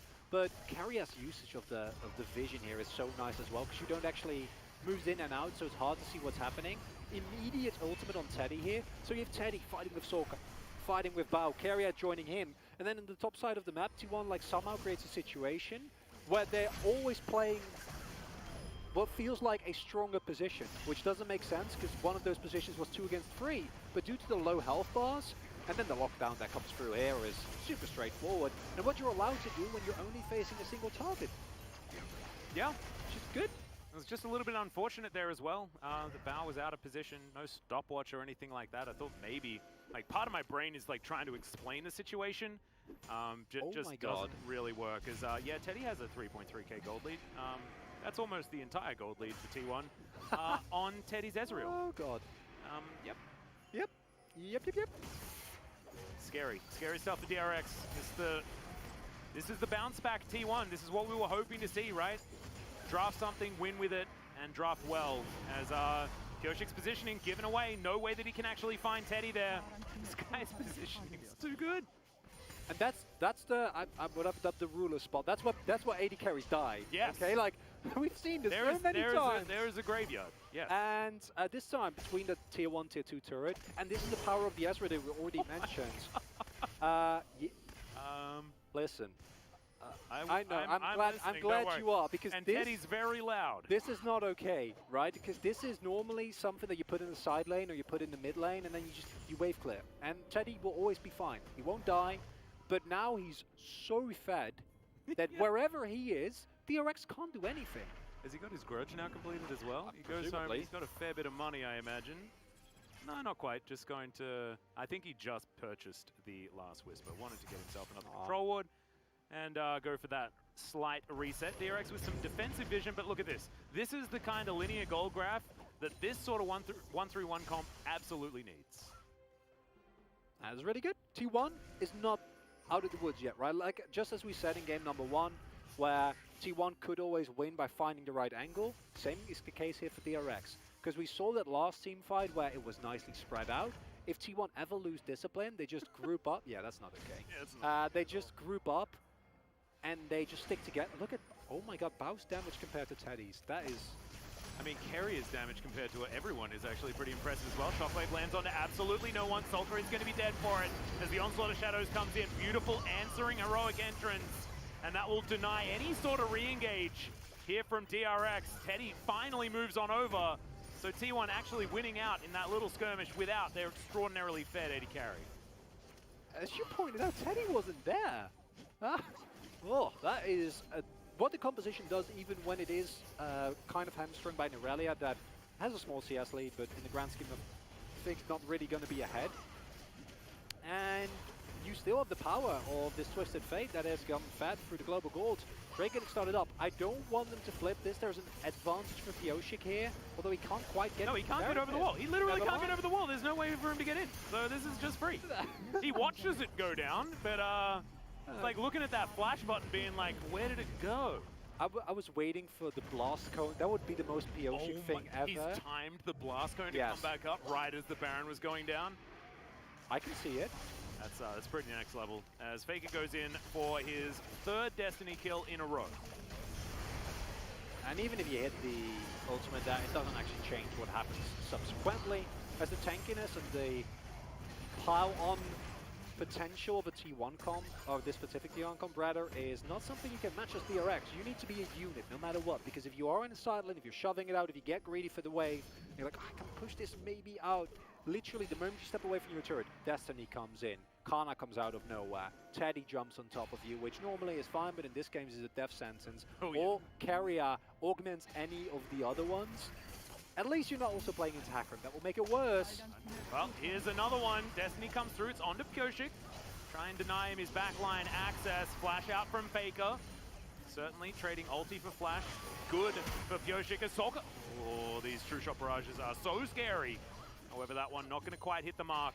17 seconds on this Mountain Soul. Sorry, point to come through for T1 if they would like it, and they do have a lot of vision. That being said, DRX still with some vision in the area, but this is exactly what this side lane composition can do, right? T1 with their Baron looking to push through the base. They'll take down the mid lane inhibitor very comfortably. Kingin sitting at half health. They're looking potentially for Canna, who does manage to get himself a stun. In goes Carrier, but he's denied for the moment. But now Canna's just bouncing around this fight. Becca, the unbreakable will's looking pretty breakable, and it's another ulti miss there from Sulker. And T1 will now be able to transition into multiple inhibitors. Now able to move back, get themselves a Drake if they would like it. But they still have a minute left on this Baron. This is the T1 everyone was expecting today, Atlas. This is why we were expecting 3 zeros. Yeah. And this is the T1 we were gonna have to need to see if they want to actually make it through, because I think that those first 2 games actually show some of the weaknesses that weren't punished in the latter admittedly great run by T1, where they were able to get away. And you already said it, maybe that punish is good. Maybe the fact that they just got punished for it actually is a big important point of growth. Yeah, that. No. That's 3 items before there's 2. Yes. Make that what you will, everyone. That just means that Teddy's pretty far ahead. And it's been Teddy that is, in terms of like raw damage and in terms of gold, has been carrying this game aggressively. But it's Faker's Twisted Fate allows so much of this to happen. Oh, yeah. Really nice flash there from Kana. Has a minion wave to dart through, and through that stay alive. even with that play, Sorka. The last one I didn't mind as much. This one though is pivotal because it means that T1 can actually just go up, walk up and get your inhibitor. If that shockwave is still there, you need to respect that threat. Not the case here, unfortunately, as DRX, it's still possible technically, but we're getting to the realm of possibilities as opposed to realistic angles to win the game. Yeah, this is the problem, right? T1's composition has done exactly what it needs to do. It's moved now to an 8,000 gold lead, and it's the weight of the wallets right now. Moving towards 25 minutes, and Pyosik is desperately trying to find a team fight that they're looking for. Everfrost, his fantastic heroic entrance has been so good this game as well, as Shockwave lands onto one tank. And it is going to be Tristana managing to take down Faker here. Teddy goes golden as everyone tries to collapse. This could be the team fight they're looking for. A double kill already for the Trista's Bow is untouched right now, and T1, they need to get the heck out of here. The resets are starting to come through. Here's another one as Kingen gives it over to Bow. And Cuz and Canna, you need to escape. There are super minions that are getting work done, but I feel like I've been caster cursing a lot here. It's okay, Atlas. Yes, that's scary. That's not what you can afford to have happen. That's not what you want to have happen. You lose a lot of summoners, but no objective is lost. And outside of some shutdown gold, nothing actually happens. Disengage from Pyosik looks a little bit questionable initially, but it does mean that with Faker, I don't think anyone expected him to actually die there. Will go down to Oh, the he had an blow-up. explosive charge on his head. I didn't actually see it. And that bomb was a ticking time bomb that T1 didn't notice. T1 was still moving up. If they recognized that Faker would have died there, they would have just gotten out of there immediately, but instead, they're still moving up. They think the Kana flank is coming, and Bao's like, well, I am at a huge deficit, but this is the easiest rocket jump of my life. As he goes in there and is able to pick up a couple of cleanup kills. That's going to accelerate him. Obviously, Teddy's still ahead, but these summoners being down might actually influence the next Drake fight. As T1, I don't even think you want to risk it for the Baron. Full carrier caught out of position here, unfortunately. 1 versus 4. Don't like those odds. And this is DRX finding a few opportunities, finding a few moments. This is how they won so many games in round 1. I thought this DRX had gone past its prime. I thought this is the DRX that we lost moving into round 2. They're showing some signs of it right now. Still, to have to tempo with the fact that T1 still have a 6,000 gold lead. But this is what we illustrated at the very beginning. The team fighting is 100% there for DRX, and if they can move as a unit and find picks, then that does change the game. We talk about team fighting. I think the previous example was a really nice team fight. This is just... yeah, that's a pick. Carry not really respecting. You need to respect. We see a little bit of a dip there in the gold graph. Nothing to really worry about yet. But if this happens 1 or 2 more times, all of a sudden DRX are 100% back in this game. And that's something you can't afford as T1, as the Baron might get started up here. Yep. Destiny is going to give them all the information. True Shot Barrage, massively high value. They're looking to see whether they can burst this one down. Destiny gets Faker into position. T1. This is a 5v5 that can be very difficult, but they still have a lot more gold, and Teddy is huge. Can they do it is the question. They're trying to get these Winds of War in, and now the turn does come through. Teddy's a long way away from this fight as Kingen just getting fought, and they can't just split up and fight 1v1 like this. As Pyosik comes in, Canna immediately goes golden. Another whiffed shockwave as Cuz gets into that backline. And look at these health bars, they're so low. As Carrier looks for the Justice Punch, doesn't quite find it. Exhaust is down, Bow is going to get murdered. Faker through with the gold card. Absolutely fantastic stuff. And DRX, they went for the Hail Mary Baron and they were punished. And it is the teleport into the base, but the inhibitors respawn. Pyosik keeps on running here. Oh, but that is an angry bee. He's like, you going for a running race with me, my friend? As oh, no. Chilling Smite comes up and Cuz says, absolutely. I'm not even gonna boop you. I'm gonna run past and pick up the kill. In the meantime, though, Faker is all business. And T1 will get to match point in their first playoffs match for 2021 spring. And this is the type of series, or the games that we expected to see here tonight. As I think, as a whole, the continuous pressure and playmaking from T1 in this game, barring that one snafu on top side, has been incredible. And I find it really hard to find a clear winner here in terms of who had the most impact. Obviously, Teddy needs to be mentioned, but think about every single successful Destiny gameplay coming out from Faker. Think about the pressure that Cuz had, the objective security, carry as engages. It was the game we wanted to see, whereas DRX, the miracle moment, it looked like it would come to fruition after all, but it wasn't enough. No, and I think after that first kill, right, if Kingan's able to then snowball and make the Aurelia irrelevant, then maybe there's a victory condition there. But I agree with you. I think that Faker was pivotal, able to get towards that top side. He won multiple Destiny battles in the early game. The Destiny battle is between TF and himself in most cases, because you do need to make it valuable, right? He heads towards bottom lane, continues the snowball down there, and then just wins top lane for Canna.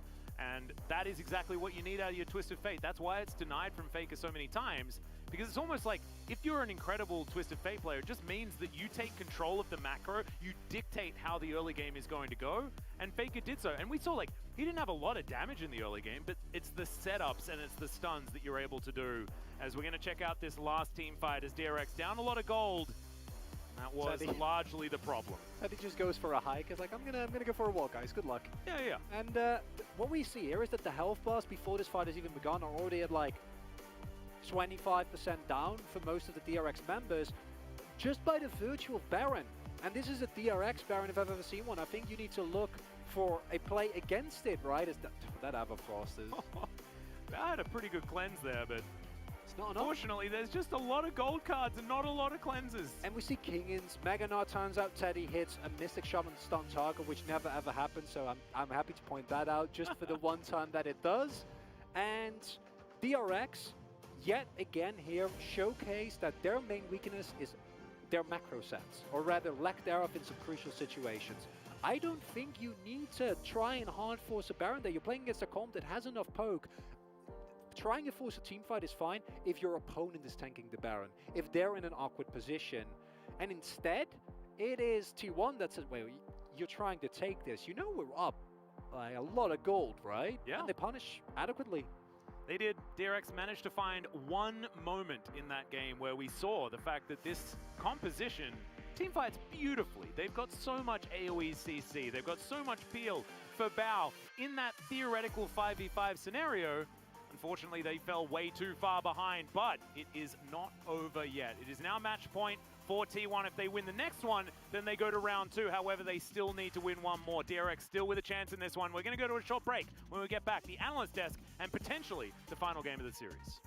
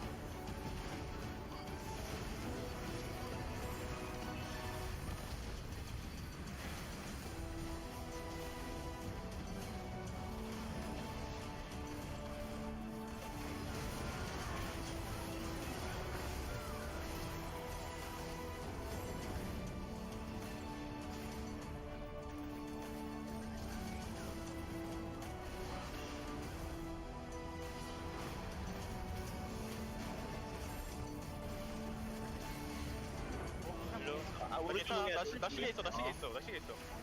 아래부터. 나를 볼게 아래. 아래 노공. 트리점프 빠졌어. 트리점프 빠졌어.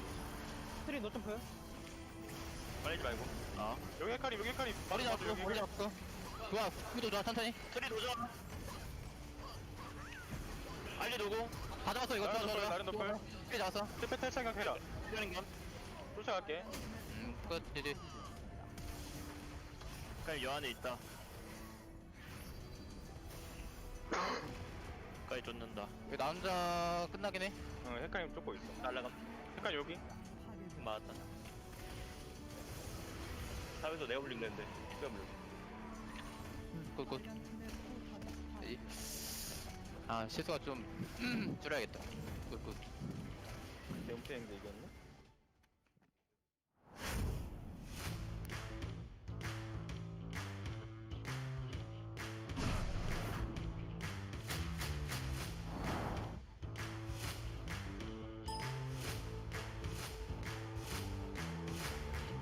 네. 그런 부분을 좀 10분 활용하려고 하는 것 같고요. 캐리어가 안쪽 맵.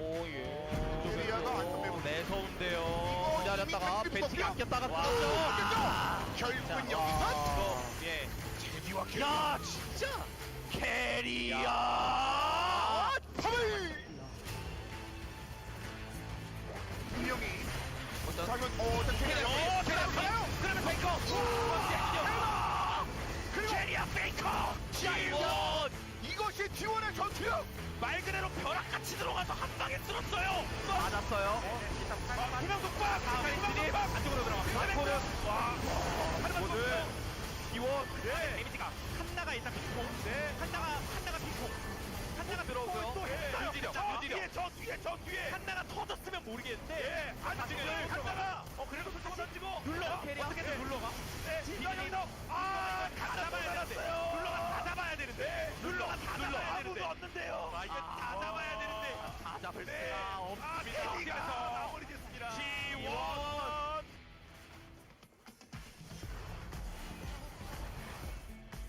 바위기 전력도가 굉장히 커.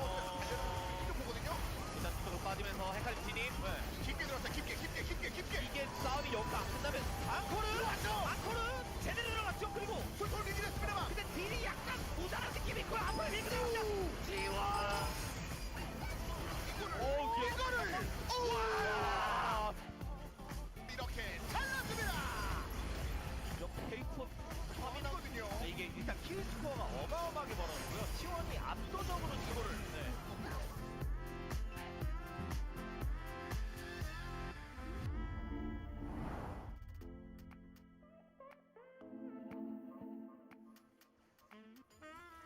밀리면서 보완하겠다는 건데 이 다음 리치는 좀 이제 저 죽으면 안 되고 포탑이 남아있으니까 빨아들이면서 포탑의 힘으로 킹겐이 오래 버티긴 했어도 여기 잡혔고 여기서 추격 한번 더 일로 와 추격파까지 들어 바울까지 바울가 근데 좀 돌아요 바울가 돌아요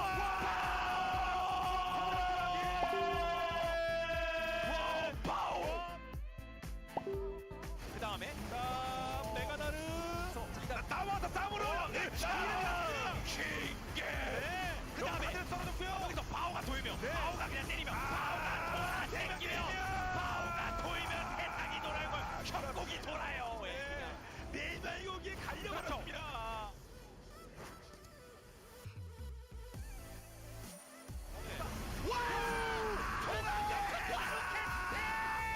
아니 이러면 진짜 심지어 도망가기까지 최대한 그러니까 다시 싸움 다시 하나요? 안쪽에서 양해 안 치죠. 양해 안 치죠. 제가 버텨 있어요. 끝난 다음에 모두에 안 치죠. 끝난 다음에 그리고 해나가 아니 방금 지시형계가 또 미친 듯이 조이가 마무리를 못 시켜요. 지금 사이언이 어떻게든 빨갛다. 안 돼요 위에. 그래서 아래쪽도 이렇게 되면 야롱도 위험하죠. 맞아.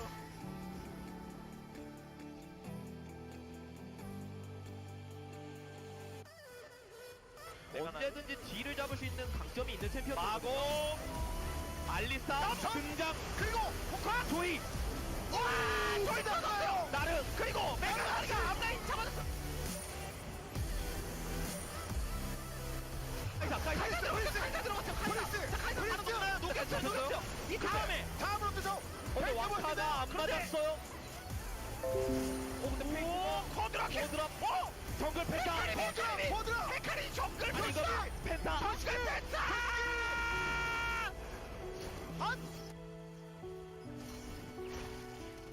펜타킬 교체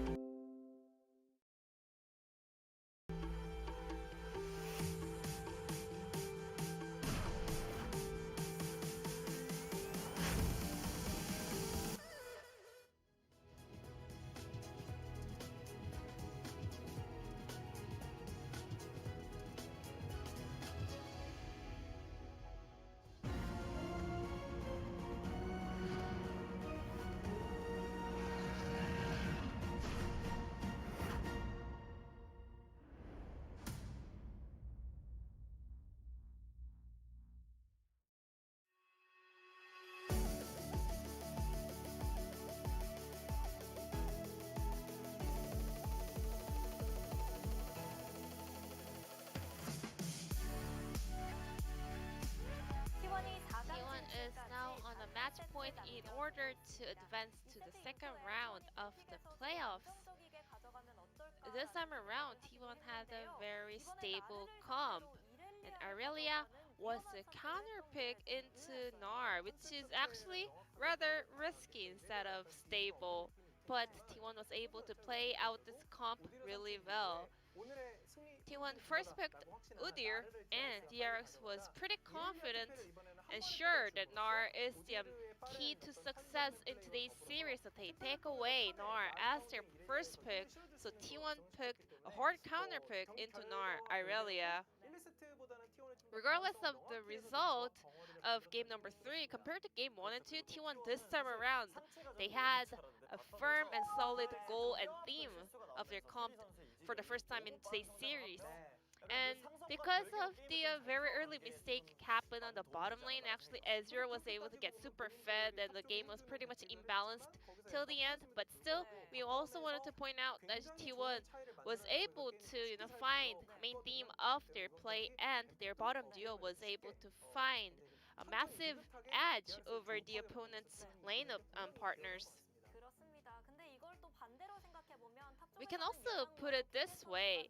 Kingen was able to play the top side of the map really well, but DRX bottom duo was the weak point of DRX. So let's take a look at this rotation coming out from Udyr. So it was definitely spotted on their vision that Udyr was rotating towards the bottom lane, but I guess DRX didn't think that it's gonna be an aggressive turret dive. Instead, they thought it's gonna be a Scuttle or a Drake, so Orianna TPs to her lane, and Hecarim rotates to the top side of the map. So Cuz was easily able to cross over the line, and it was an easy peasy turret dive for T1 because there were no guards on the side of DRX to block this kind of rotation coming out from T1.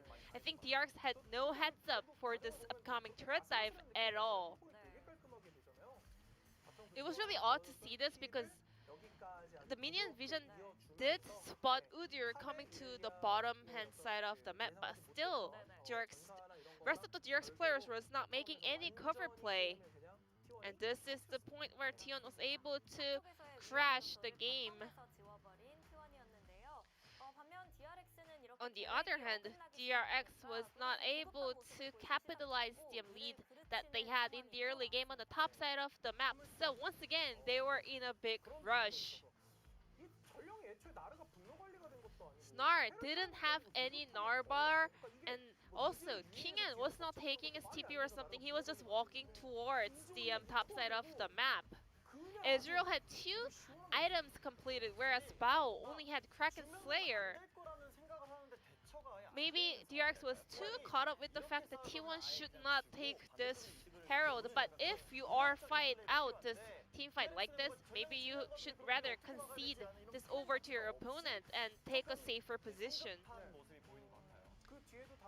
Once again, we could see some panic play coming out from DRX. I don't see any reason for Gnar to stay between the turrets. And T1, with that huge teamfight victory, they were able to accelerate their lead, and we were able to see a very clean macro play coming out from T1. I think this was the best game out of T1 in today's series so far. DRX did fight their tooth and nails in order to stay in this game, but T1 was way too strong. And the POG will be Faker on Twisted Fate. 57% of kill participation, and the most critical and crucial thing for T1 was that Faker was able to pick up a kill whenever he was using his Destiny.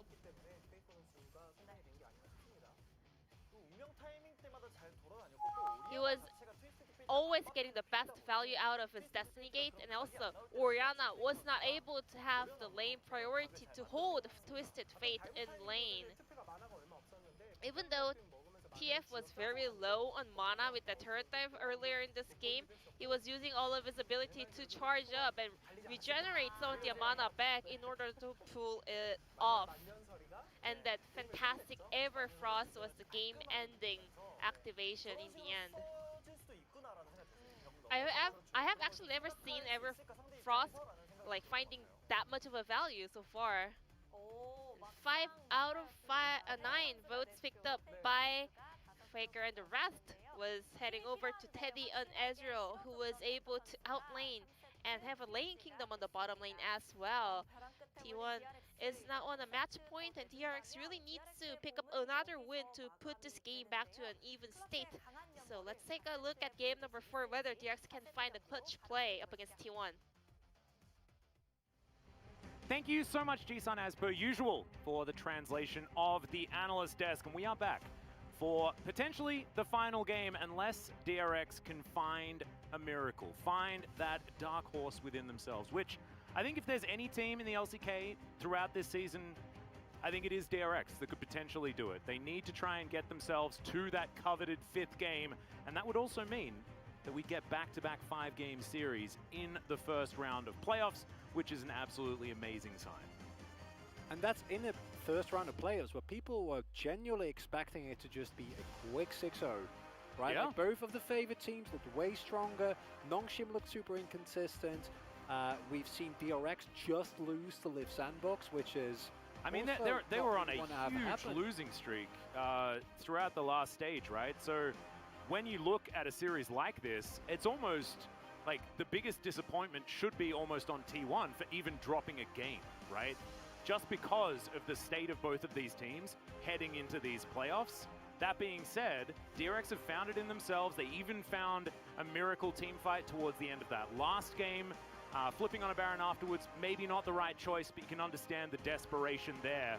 I think there has been a few snafus when it comes to some of the individual play as well. Solka was pretty invisible in the last game. The Shockwave's also not necessarily finding too many targets. So see whether some stability can be gained here so that DRX can bring us to some silver scrapes. Regardless of the outcome of this game, I think DRX overperformed compared to expectations. And it's important that we, 100%, we stress this, because while some of the issues still remain, and then you already pointed out Solka, I feel like Bao and Becca also haven't had the biggest impact. Last game was particularly egregious, where Teddy, of course, was able to pick up a really big early lead. But I feel like even in the games before that, Solka, you know, in the first game on the Zoe picking up early kills and then not really being able to leverage it consistently, are the type of things where, while we thought that DRX were going to have a rough time, and you still see those shine through. I think Kingin has been insane today. Like, legitimately, yeah, he's been fantastic. A standout player who has been able to consistently find plays regardless of the game state and the situation. But as a whole, we do see that DRX's style of falling behind and then coming back later on has kind of been abandoned. They now need a solid early game.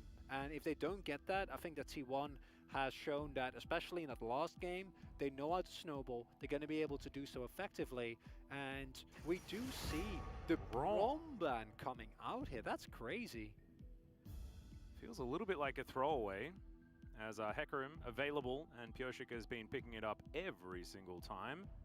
T1 maybe just looking for DRX to have that very predictable first pick and then go towards something in response. We'll see where they do decide to go, though, because Renekton finally available for the first time here as well. But the Gnar is open, and that's a big problem, and that's why I think yeah, there we go. We do see the Gnar come in eventually, as if T1 wants to go for next in Italy, it's open. You know, this is the line. It is a matchup where Cuz needs to be on top side, which allows Pioshik to possibly look for any openings, maybe go for some defensive play. But I wonder to what extent T1 wants to opt into that early aggression, as this got to be a pick away from Solka again, right? Because I feel like the Zoe is not in position at the moment where the champion in of itself is so strong that it warrants like a blind pick. Yeah, blind pick ability not necessarily there. But it does make sense in the context of Solka being able to actually outlane Faker in the first game on the Zoe and out pressuring him. And yes, they lost the game eventually due to heroic plays from Kana and Keria. And we actually see the Hecarim go a little bit lower in priority, which is an interesting kind of adjustment as we get through this pick and ban. Now, Lilia is open, and knowing Pioshik, he doesn't really care about that matchup, and he'll just be like, I'm just going to lock that in. I don't really mind either way. They could actually just, oh, okay. No. Mundo being considered because Pyosik just likes hovering Mundo, but Volibear would be much better, and they are going to take that one away. So here it is. Solka is going to run back the Orianna as well. He's got a lot to prove on this champion now. We know what he's capable of, right? He's played many games of Orianna and has done much better than what he showed us in Game 3. Got me to chase. Just run it back with the DRX call. Yeah, you could just go for it if you want to. I don't even think that it's a bad call. And I'd prefer Ezreal, to be perfectly honest. I think Ezreal Zoe is so strong, but instead they do decide to go towards a top lane matchup, and it's Akali. So Akali's been changed quite a lot on this patch, and that is going to be the choice into the Gnar. The all-in potential is there. You can definitely abuse the mini Gnar, but I feel like it's not necessarily as cut and dry as the Aurelia.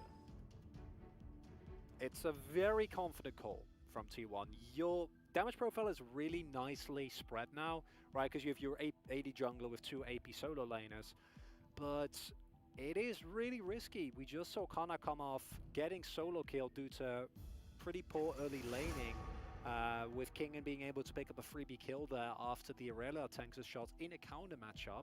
And then you opt into the Akali, which has been a pick that I think has become a lot stronger. I think all-in potential post-6 is even more threatening than it was before. Of course, now gets magic scaling on the R1, if I'm not mistaken, meaning that your actual damage generally will go up. And combined with the fact that your E now does a heck of a lot of damage when you go back. You do need to go back though, but with a Hack Rim, I don't think you're too afraid of that. The one downside of this is that I don't mind backline dive into DRX's comp because both compositions just want to do the same thing, and it comes down to execution. But it does feel a little bit hard to match with the Zoe. However, it is Faker Zoe, and if you have performances like that, one highlight play around the bearing, like, you know, sure. Yeah. We'll forgive you for that one. Okay, looking to go back to the Varus. It would be a lot of poke when paired with the Zoe, but I just much prefer Ezreal in this situation. Going to be the Varus though. Teddy's certainly feeling pretty high on this one. Hasn't found success so far in this series, however.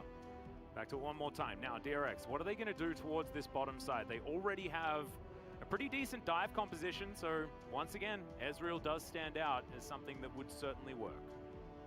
I think Ezreal looks really good. I'd even argue that you could think about taking away the Kench share. You do give up a lot of laning pressure, and Ezreal doesn't really need Kench, so in that regard, it's not great.